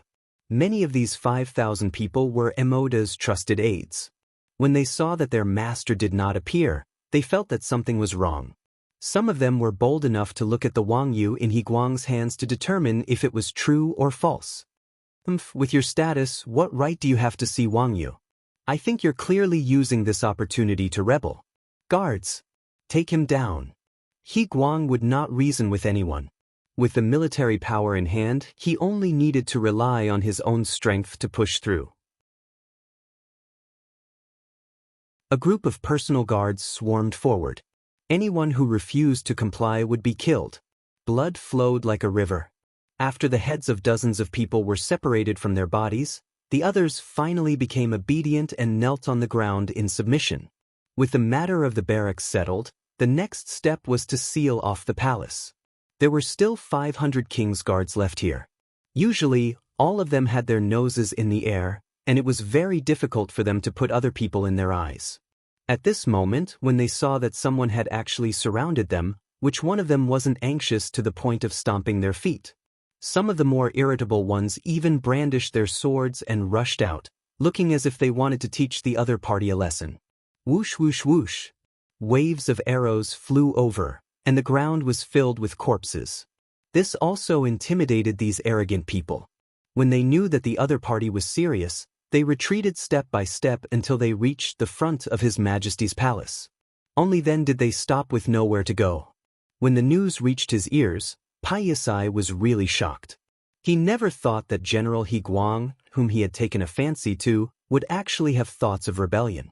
Usually, this person looked very reliable. As the king of a country, he also had his own pride. Before the matter was finalized, he still wanted to work hard. Thus, under the protection of a few guards, he wanted to go out and see He Guang. As soon as he walked out, waves of arrows rained down and stopped about 20 feet in front of them. They were not targets, but just deterred. However, this was enough. Paiyasai's legs went soft. If it weren't for the guards beside him supporting him, he was afraid that he would have fallen to the ground.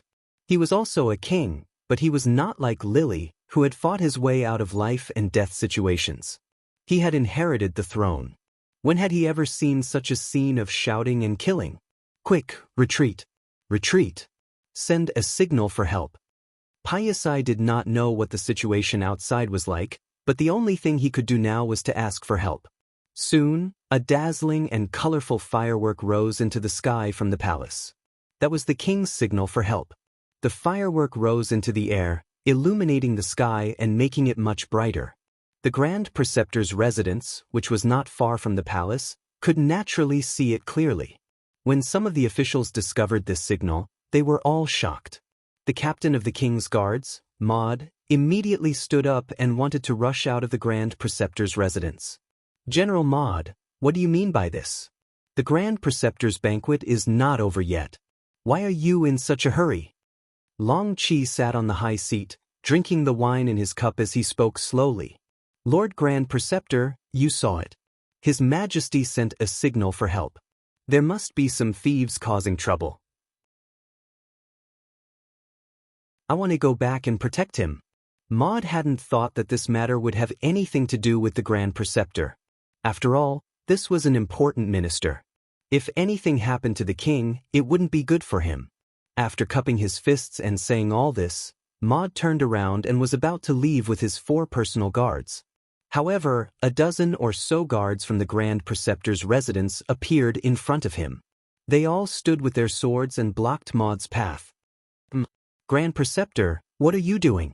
He still hadn't reacted. Instead, he asked with a puzzled expression. From this point of view, this Maud had indeed relied on his connections to get to the top. His ability to adapt was too weak. He was no different from an idiot. Without directly answering Maud's question, Long Qi only looked up at the sky, then smiled and said, "The Grand Preceptor doesn't think that's a signal for help. It must be a child's trick." Well, how is that possible? This time, there was no need for Maud to say anything. The other ministers all looked at Long Qi with bewildered gazes. Anyone could tell how intense the firework explosion was. Other than the royal family, no one else could use it. Even if they had money, they couldn't buy it. However, the Grand Preceptor said that it was a child's trick. What did he mean by that? Some of the quick-witted people's expressions changed drastically. They thought to themselves, could it be that the Grand Preceptor was going to rebel? Could it be that he wanted to take the opportunity to rise to the top, or had he already joined the mercenaries? If it was the former, it would be better. No matter what, they were still ministers. Whoever became the emperor would need the help of their ministers. Just by being able to come to the Grand Preceptor's residence today, their status in the future would not be too low. But what if it was the latter? Once the mercenaries took control of this place, what else could they do? That was not changing the royal family, but changing the dynasty. A great purge was unavoidable. Could they still be as high and mighty as before? More and more people thought of what might happen, and more people looked at Long Qi with a different gaze. At this moment, Maud finally understood. He suddenly pointed his finger at Long Qi and said, "You actually want to rebel? Nonsense. Which eye of yours saw the Grand Preceptor rebelling?" Long Qi snorted angrily. Although he controlled the entire scene, he didn't want to cause any more trouble before the mercenaries arrived. Of course, he wouldn't admit that he was rebelling. Seeing that Long Qi was still pretending at this time, Maud was also very angry. He pointed his finger and said, "All right, if you're not rebelling, then do you dare to let this general out?" Maud had already thought it through.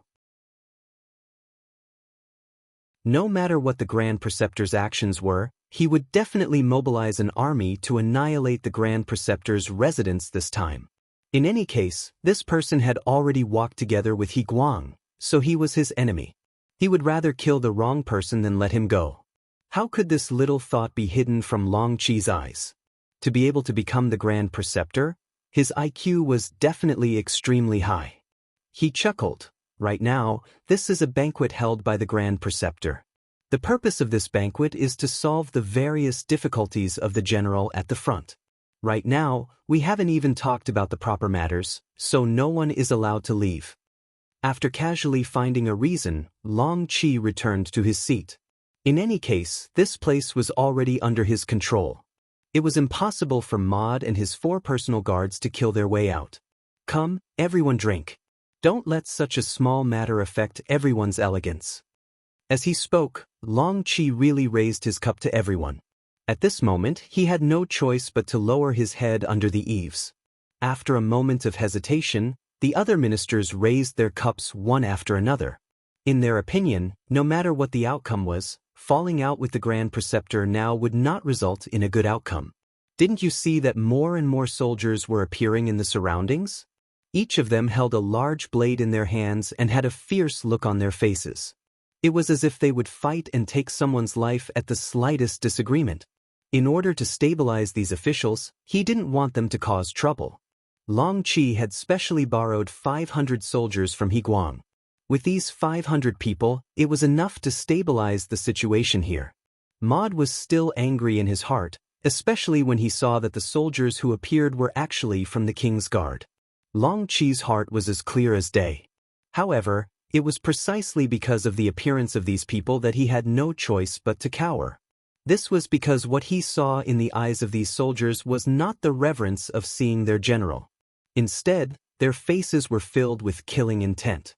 Relying on nepotism to get to the top, it was naturally easy for Emoda to use his connections to intimidate others. He could even act out his true colors. However, if one were to talk about fighting to the death, then he did not have the guts to do so.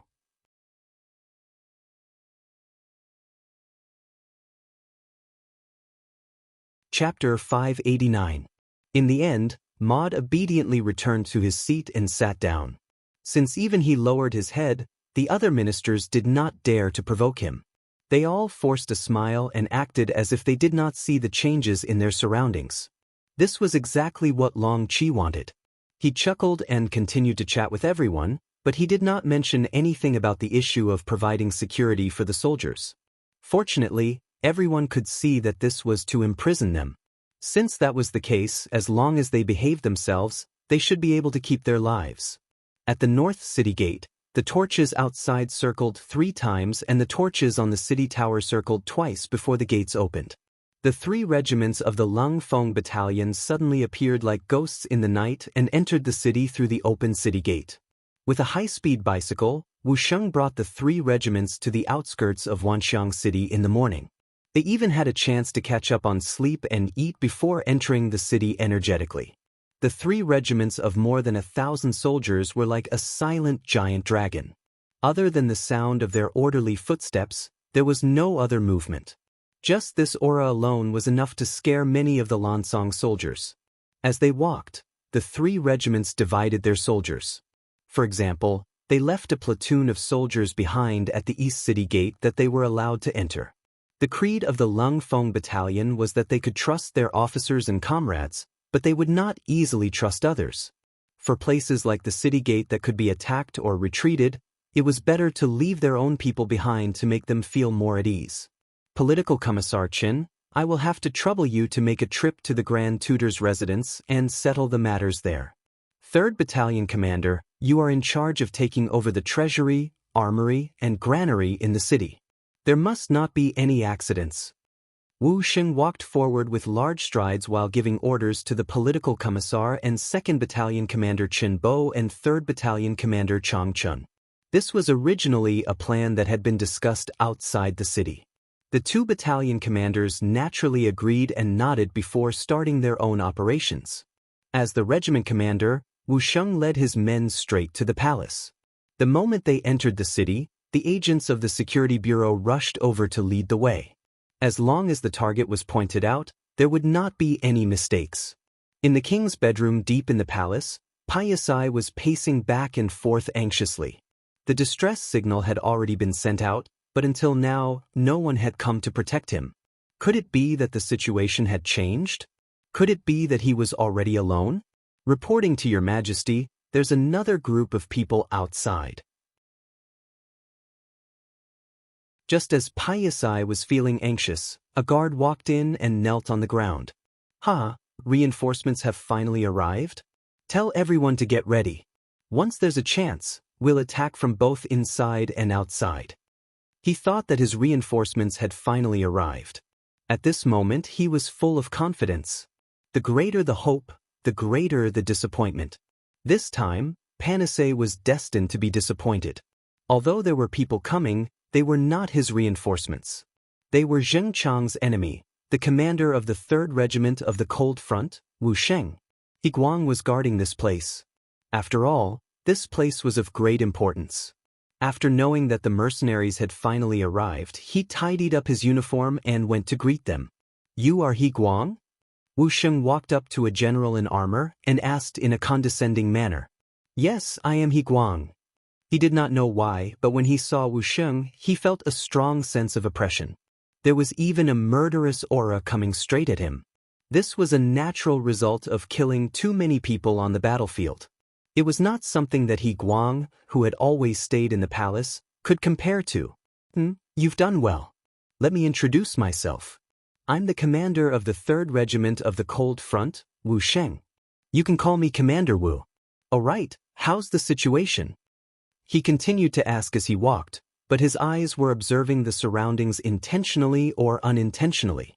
Although the Security Bureau's intelligence said that He Guang was trustworthy, before the overall situation was settled, he should not let his guard down. When he heard that the other party was the commander of the Cold Front, He Guang immediately felt his aura weaken. In the past few days, he had learned about the mercenaries from various sources. He also knew that the Cold Front was the most powerful force among the mercenaries. Now that a commander had appeared, how could he not be nervous? Commander Wu, your majesty, no. Pasha is in the front yard of the palace. He still has a few hundred guards under him. Their skills and combat strength are not bad. He Guang gave a simple introduction of the situation. However, when Wu Sheng heard this, he did not think much of it. Their combat strength is not bad. Then I would like to see their strength. Come, where is the commander of the 4th Company? I'll give you 2 incense sticks time to beat them into submission. If you can't complete the mission, you're not allowed to eat meat for a week. Yes. As soon as he shouted, a loud voice answered. Then, a team of 100 people separated from the main force and approached the palace. All right, the 4th Company is the lowest company of the 3rd Regiment of the Cold Front. It's not the strongest. Wu Sheng said casually when he saw the 4th Company respond. This was a low-key show-off. However, He Guang still could not understand the meaning of this sentence. After all, the 4th Company had not shown their prowess yet. In his eyes, whether they were the strongest or not was not clear. However, it was only when the real battle began that he understood. Especially in the dark night, when he saw the flying flames and deafening gunshots. Most importantly, the scene of people falling to the ground in the depths of the palace shocked him completely. With He Guang's strength, it would not be too difficult for him to eliminate these 500 people, But it would not be so easy. How was this a battle? It was a massacre. Every time a gunshot rang out, there would always be people falling to the ground. It was as if a spell had been cast on them. It was incomparably accurate. Although it was said to take 2 incense sticks' time, in just 1 incense stick's time, the king's bedroom was hung with a white flag. There was no other way. In just a short while, more than 200 people had died. They did not even see the enemy's appearance. How were they going to fight this battle? This was clearly not a battle, but a waiting for death. He Guang's face was filled with shock. He wondered what would happen if he were to be the one leading the army. Wu Sheng had said that this wasn't their strongest attack. Wu Sheng had said that this wasn't their strongest attack. He Guang's face was filled with shock. He wondered what would happen if he were the one leading the army. It seemed that no matter how he thought about it, he could not change the outcome of being slaughtered. He Guang's expression changed drastically. All of this was seen by Wu Sheng from the corner of his eyes. He could not help but laugh. He had already learned from the security bureau that this He Guang would become a general like Hong Jin. If he did not beat him up once and for all and subdue him, it was inevitable that some unexpected problems would occur in the future. Presumably, after experiencing what happened today, He Guang would have to think carefully about any thoughts he had. The white flag was hung high, and the gunshot stopped. Then, King Payasai walked out under the protection of a group of guards. Let's go. Let's welcome the surrendered king. Hee, this is not the first time we welcome a surrendered king. Of course, it won't be the last. Wu Sheng's heroic voice rang in everyone's ears. Naturally, the cold vanguard soldiers all puffed out their chests and looked proud. He Guang and the others' eyes were also shining. This was a real army, the strongest army. Now they were on the same side. Just thinking about it made them excited. The Grand Preceptor's residence. The banquet was still going on, and it seemed to be very lively. There was no other way. They were already surrounded, and their lives were already in the hands of others. If they did not drink now, when would they? Of course, no one would be stupid enough to really get drunk. After all, to them, drinking at this time was also a kind of mission or even an act. Ba-ba-ba, ba-ba-ba. Suddenly, concentrated gunshots came from the streets outside the mansion. It was the sound of the 3rd Battalion attacking the treasury, the armory, and the granary. As soon as the gunshots rang out, the banquet hall naturally heard it. Some people could no longer sit still. There was no movement. He could still pretend to be an ostrich and pretend that he did not know anything. However, gunshots rang out. How could he pretend? Immortal suddenly stood up. Because his movements were too big, he actually knocked the pot of wine in front of him to the ground. However, he did not feel it at all. Instead, he looked at Long Qi and said, "Lord Imperial Preceptor, are children still playing now? Oh, maybe they're the ones setting off firecrackers." Hearing the gunshots, Long Qi knew that the mercenaries had entered the city. At this moment, Long Qi's heart calmed down. When he looked at Immortal, he was naturally even more fearless. "You're bullshitting." Long Qi's ability to lie with his eyes wide open infuriated Immortal. He could no longer hold it in and started cursing loudly. "Bastard, Immortal, clean your mouth. Otherwise, I don't mind sealing your mouth." What kind of status did Long Qi have? At this moment, victory was in his grasp. How could he be afraid of the other party's threats and intimidation? "You dare." Knowing that there was no way out, Immortal also showed his ferocity. He did not flare up just now because he also held onto a sliver of hope. That was, without him appearing, the king would be able to solve the problem. But now, even gunshots could be heard outside. It was obvious that his hope had turned into a dream. At this moment, he had to rely on himself. Immortal, who had no way out, decided to show his might and rush out. However, he definitely couldn't beat the guards outside, so he set his target on Long Qi. If he could capture this person alive, perhaps he would have a chance to escape. Protect the Imperial Preceptor. The 6 guards nearby saw that something was wrong with Immortal's mood. After shouting, they drew their swords and rushed forward. At this moment, Immortal also rushed over with 4 guards. In an instant, they started fighting, and the banquet became incomparably chaotic.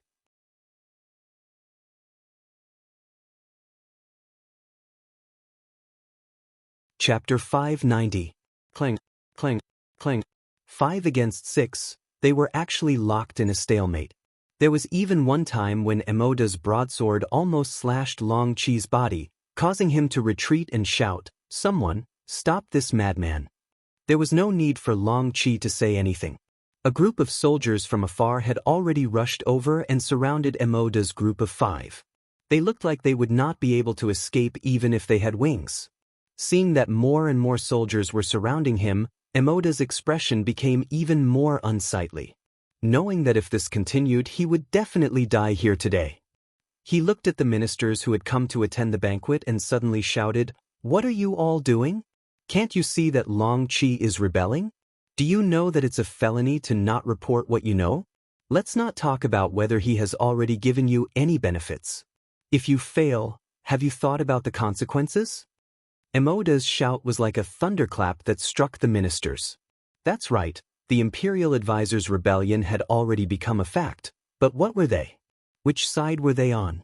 Did they agree to rebel? They didn't do that. No one even promised them any benefits. Immediately, many of the ministers stood up and looked at the Imperial Advisor Long Chi, clearly wanting an explanation. Of course, the ministers who could come here would not be alone. They would usually bring 2 guards with them. There were about 50 to 60 officials here, and there were more than 100 guards around them. Moreover, those who could follow their masters were generally experts. As soon as they stood up, the servants who had long heard the commotion and ran over to watch the show became nervous. Some of them even reached out to touch their waists, looking as if they would attack at any time. With so many ministers standing up, Long Chi instinctively stood up and retreated. Although it was true that this was his residence and he had made some arrangements, most of the soldiers were in charge of the periphery. The guards around him were not very strong. Other than the few people who had fought with Emoda, there were only 2 guards left. Relying on these 2 people to face the attacks of dozens of ministers, Long Chi did not have such a big heart and good mentality. Long Chi kept retreating, showing his inadequacy. The other ministers saw that there was an opportunity to take advantage of and immediately stepped forward step by step. Some of the more straightforward ones had already shouted, "Long Chi, what are you doing? Were they really going to rebel? But what benefits did the mercenaries give you? Can you share it with us?" This was a question and a request for benefits. Obviously, everyone wanted to hear what the Grand Preceptor would say and what kind of conditions he would offer. Only then would they be able to weigh the benefits and make a decision. Facing the questioning of the ministers, Long Chi had a bitter look on his face. He opened his mouth and closed it again. This time, the ministers were gathered because they didn't want them to disrupt the mercenaries' plan to enter the city and take control of the situation. As for the benefits, there really wasn't anything. Although he would receive 5 million taels of silver from the Duke of Loyalty, that was his own fault. He couldn't take it out and share it with everyone. Furthermore, 5 million taels of silver may seem like a lot, but if these people were to be divided, then how much would be left in his hands? Almost no one was willing to spit out the fat meat that was already in their mouth. Naturally, Long Chi wouldn't either. He retreated while looking at the side door behind him, wondering if he could slip away from there. After all, the mercenaries should be here soon. As long as he waited for a while, the situation would be settled. Watch him, don't let him escape. Someone saw the side door behind Long Chi and immediately shouted. Then, a few younger officials ran towards the side door, cutting off Long Chi's escape route. Seeing that his thoughts were seen through, Long Chi cursed inwardly. However, because he was older, his speed was limited. It was obviously too late for him to escape. Just as everyone was about to surround Long Chi and demand for an explanation or even openly ask for benefits, a person suddenly walked out from the side door. He was dressed in Han Chinese clothing. He wasn't very tall and looked very ordinary. However, his eyes were too bright. Anyone who saw them would have an unforgettable feeling. The person who came was the 3rd leader of the Security Bureau's Foreign Affairs Department, Yun Quebec. He originally didn't want to come out. After all, the fewer people who knew about his identity, the better. However, he didn't expect that the club-like mod to be so scheming. He knew to use everyone's strength to pressure Long Chi. Seeing that the state preceptor was about to be in danger, he had no choice but to stand out. Otherwise, if Long Qi died here, even if he didn't do it, it was inevitable that people would have such thoughts. This wouldn't be good for them to persuade the ministers of other countries in the future. For the future, for the sake of the overall situation, Yun Ke took the initiative to stand out. As soon as he came out, he narrowed his eyes and looked at the ministers of the Longtime kingdom standing in front of him. Even though he was squinting his eyes, he still gave people a very dangerous feeling. He was like a viper hibernating in the grass, as if he would jump out and hurt people at any time. This feeling made the young courtiers involuntarily step back. "What are you doing? What benefits do you want? Why don't you tell me?" Since he had already walked out, Yun Ke naturally wanted to have the right to speak. Thus, as he spoke, he found the nearest chair and sat down. Then he played with a small .77 pistol in his hand. Although Skylark had undergone special training when he entered the security bureau, he was not arrogant enough to think that he could fight against a group of people. After all, there were dozens of them. As the saying goes, a gentleman doesn't stand under a dangerous wall. He took out the pistol to protect himself. Of course, it could also be used to intimidate the other party. "Who are you?" Skylark appeared in front of everyone as if they were nothing and exuded a murderous aura. These ministers couldn't understand him, so they asked hesitantly. Originally, he thought that he was in danger, but he didn't expect Yun Ke to take the initiative to come out. While Long Qi was grateful, his expression also became complacent. "You asked who he is? After knowing, don't be scared out of your wits. He is the special envoy sent by the Duke of Loyalty and Courage." Special envoy? Listening to Long Qi's introduction, the ministers looked at each other. Then, everyone had a look of understanding. It seemed that the state preceptor was indeed in cahoots with the mercenaries. Just now, it was just a guess. Now, it could be confirmed. This wasn't beyond everyone's expectations. Now, everyone was more concerned about what kind of power this Mr. Special Envoy had. Could it bring them benefits? So soon, these ministers quieted down. Then one of them asked, "So it's Mr. Special Envoy. But I don't know what kind of benefits you gave the state preceptor to make him work so hard for the Duke of Loyalty and Courage?" This was originally a test. Even if Yun Ke didn't answer them, these people couldn't say anything. However, in order to stall for time, Yun Ke decided to answer this question. "Do you want to know that much? Well, then this special envoy will tell you. The Duke of Loyalty and Courage gave the state preceptor 5 million taels of silver. I don't know if this is enough." "What? 5 million taels? It's actually so much. If I were the state preceptor, I'm afraid I wouldn't refuse. Yes. If it was given to me, I'm afraid I won't be able to spend it all in my lifetime. It must be enough." Hearing Yun Ke's answer, the ministers immediately boiled up. Some of them even completely disregarded their image and unreservedly expressed their envy for the state preceptor. There were even some who directly said that it was enough. Those people couldn't wait to be chosen by the special envoy.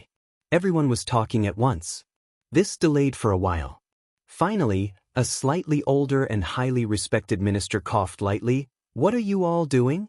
Have you all forgotten your own identity?" This reprimand immediately made many of the ministers' faces turn hot. However, this embarrassment only lasted for a moment. In front of benefits, who would retreat? What was unexpected was that the elder who reprimanded them just now suddenly changed his tone. "Mr. Special Envoy, in fact, we can also help the mercenaries. But I don't know what kind of benefits you can give us?" Hearing this, Skylark almost spat out the tea she had just drunk. He had seen shameless people before, but he had never seen such shameless people. From this point, it could be seen that the treatment of the Lan-Tsang Kingdom's ministers wasn't good. In fact, not only the Lan-Tsang Kingdom, but even the Jiaoji Kingdom and the Great Ming Dynasty's ministers weren't treated well. Especially the Great Ming Dynasty. Starting from the time of Zhu Yuanzhang, the treatment and salary of the ministers wasn't high. Thus, in the early days of the Great Ming Dynasty, a large number of corrupt officials appeared. At that time, they couldn't even kill all of them. There was also a very strange thing. That was, the number of people who passed the imperial examinations reached 364. However, in the second year, the number of corrupt officials who were punished also reached 364. In other words, the previous year's imperial examinations all became corrupt officials. This wasn't to say that people were greedy. It was because the salary was too low. It was so low that all the officials couldn't support themselves and their subordinates. Even if they knew the possible consequences of corruption, they still had to do it. In the end, the officials in the early days of the Ming dynasty were actually not enough. All of this changed in the hands of the other great Ming dynasty's emperors. But even so, the salary was only enough to live on. Without outside wealth, it was impossible to rely on the salary to make a fortune. In comparison, Yang Chendong was much more generous. The salary that he gave the officials was enough to support their families. It wasn't a problem for them to live a wealthy life. Of course, the anti-corruption aspect was also very strict. I've already given you such good treatment and given you so much power, but you still want more. I'm sorry, but I can only take down greedy people like you and replace you with someone else.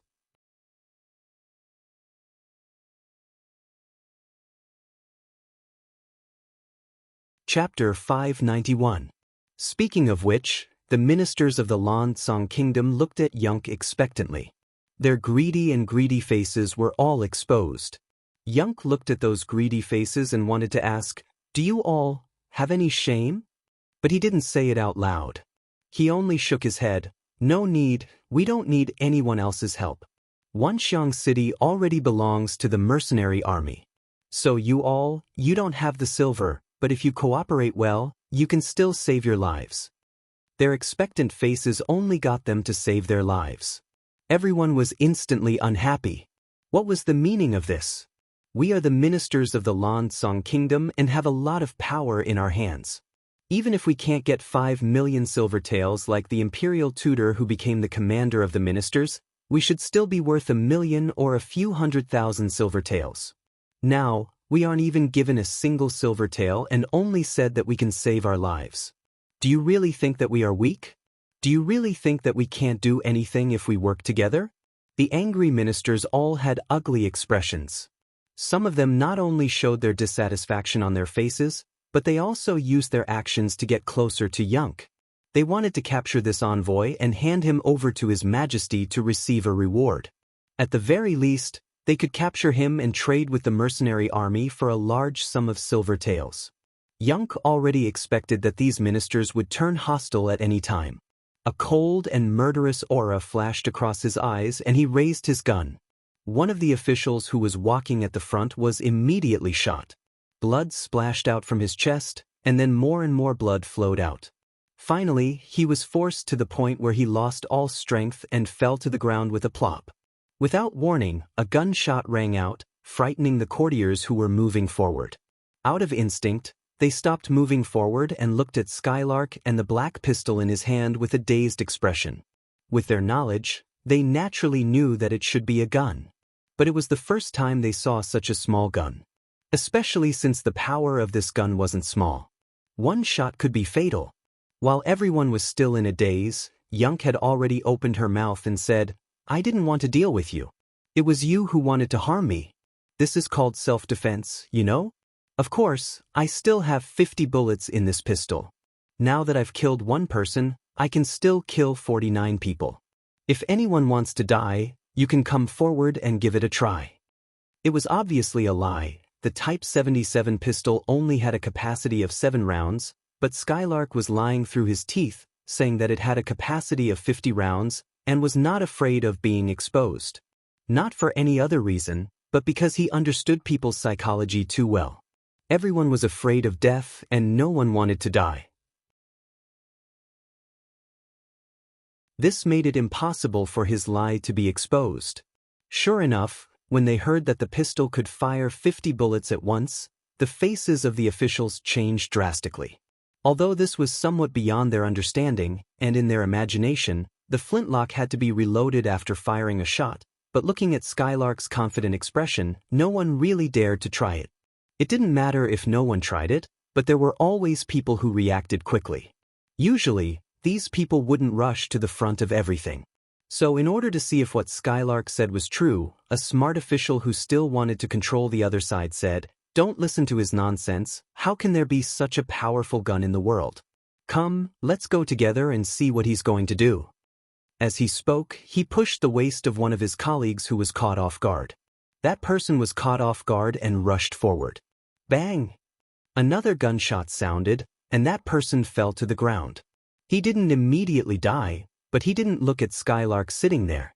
Instead, he looked back and wanted to see who pushed him. He wanted to *CK this person's 8 generations of ancestors.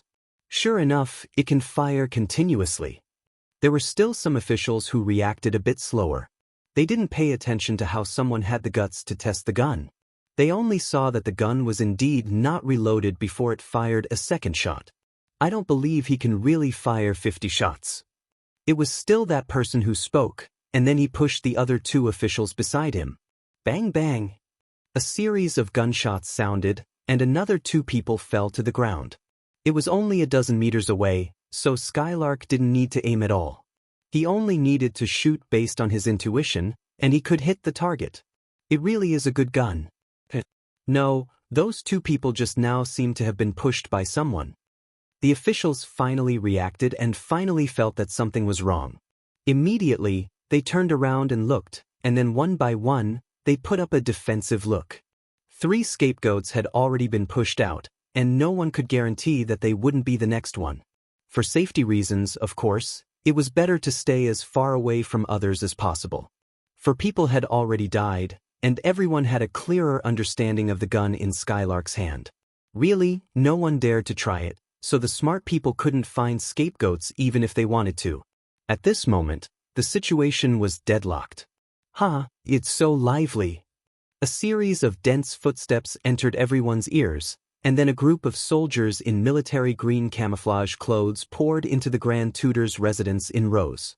The one who spoke first was a young man who seemed to have a somewhat scholarly temperament. As these soldiers entered, the Longtime soldiers who were originally responsible for the safety of the Grand Tutor's residence all nervously retreated.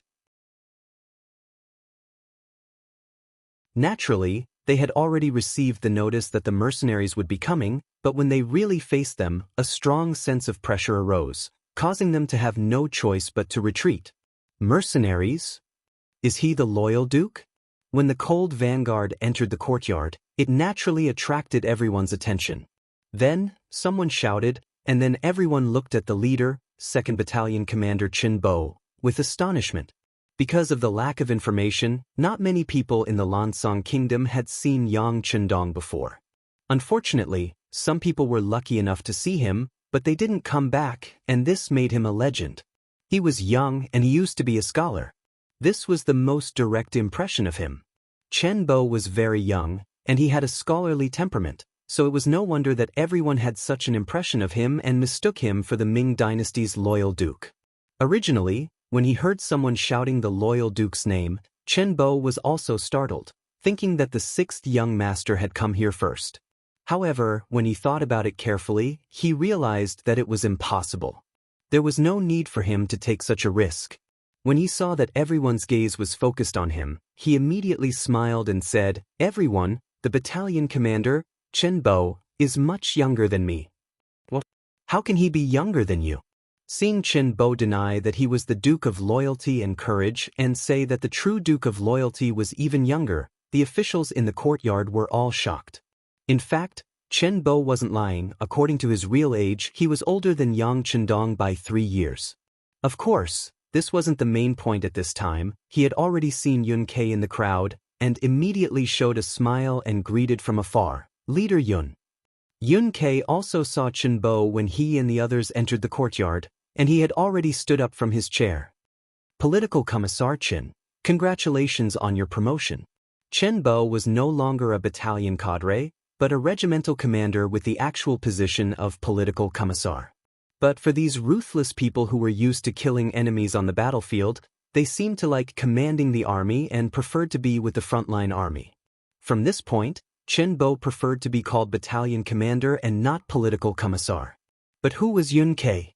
He was the backbone of the security bureau, and he had heard this name from the sixth young master more than once. This was someone that the sixth young master valued highly, and he wasn't part of the military system, so he should be more polite. Leader Yun, you must be joking, my political commissar position is just a title. That's because political commissar Chen doesn't care about empty titles, he has noble character and unquestionable integrity. Skylark laughed. He was worried that someone would take the risk. His pistol had already fired 4 bullets. At most, he could fire 3 more shots. Although it wouldn't take long to change the magazine, who could say that there wouldn't be any accidents? But now, the mercenaries were here, and it was the strongest Lung Feng. He could finally rest assured and leave the situation here to the Lung Feng to handle. The two of them talked as if there was no one around, as if they didn't put anyone else in their eyes. However, the other Lang Feng didn't stay idle. They went forward and grabbed the ministers of the Longtime kingdom one by one, and once they encountered the slightest resistance, they would beat them up without mercy. If these people were Han officials, perhaps the Lung Feng would be more lenient, but sorry, they didn't have such rights if they were foreigners. Several people were beaten up because they were too slow to crouch down, and the others learned from their mistakes. They cooperated well, and the situation was quickly under control. Leader Yun, you know the situation here better, let's see how to deal with it. Yun Ke nodded without any trace of politeness. The Lung Feng was naturally good at fighting, but when it came to seeing through people's hearts and gathering intelligence, they were far inferior to the Security Bureau. For example, he had a list of names in his hands, which showed the wealth of the captured ministers. Other than Long Qi and He Guang, the other ministers were naturally not so lucky. The situation was set, they didn't work hard before, and wanted to hug the thick thighs afterwards. Sorry, it was all too late. Yun Ke had already received Yang Chendong's secret order to confiscate the wealth of the Lan Song Kingdom's ministers. Of course, he wouldn't be lenient at this moment. In order to make things go smoothly, he first set his eyes on Emoda. Emoda still had some strength, at least he didn't die in the fight just now, he only suffered a knife wound. Seeing the mercenaries appear, he knew that the situation was over. He took the initiative to tuck his tail between his legs, lowered his head, and blended into the crowd. You're tuning in to the Wang Lin's Journey YouTube channel. Don't forget to subscribe and join us on this journey to catch the most captivating stories.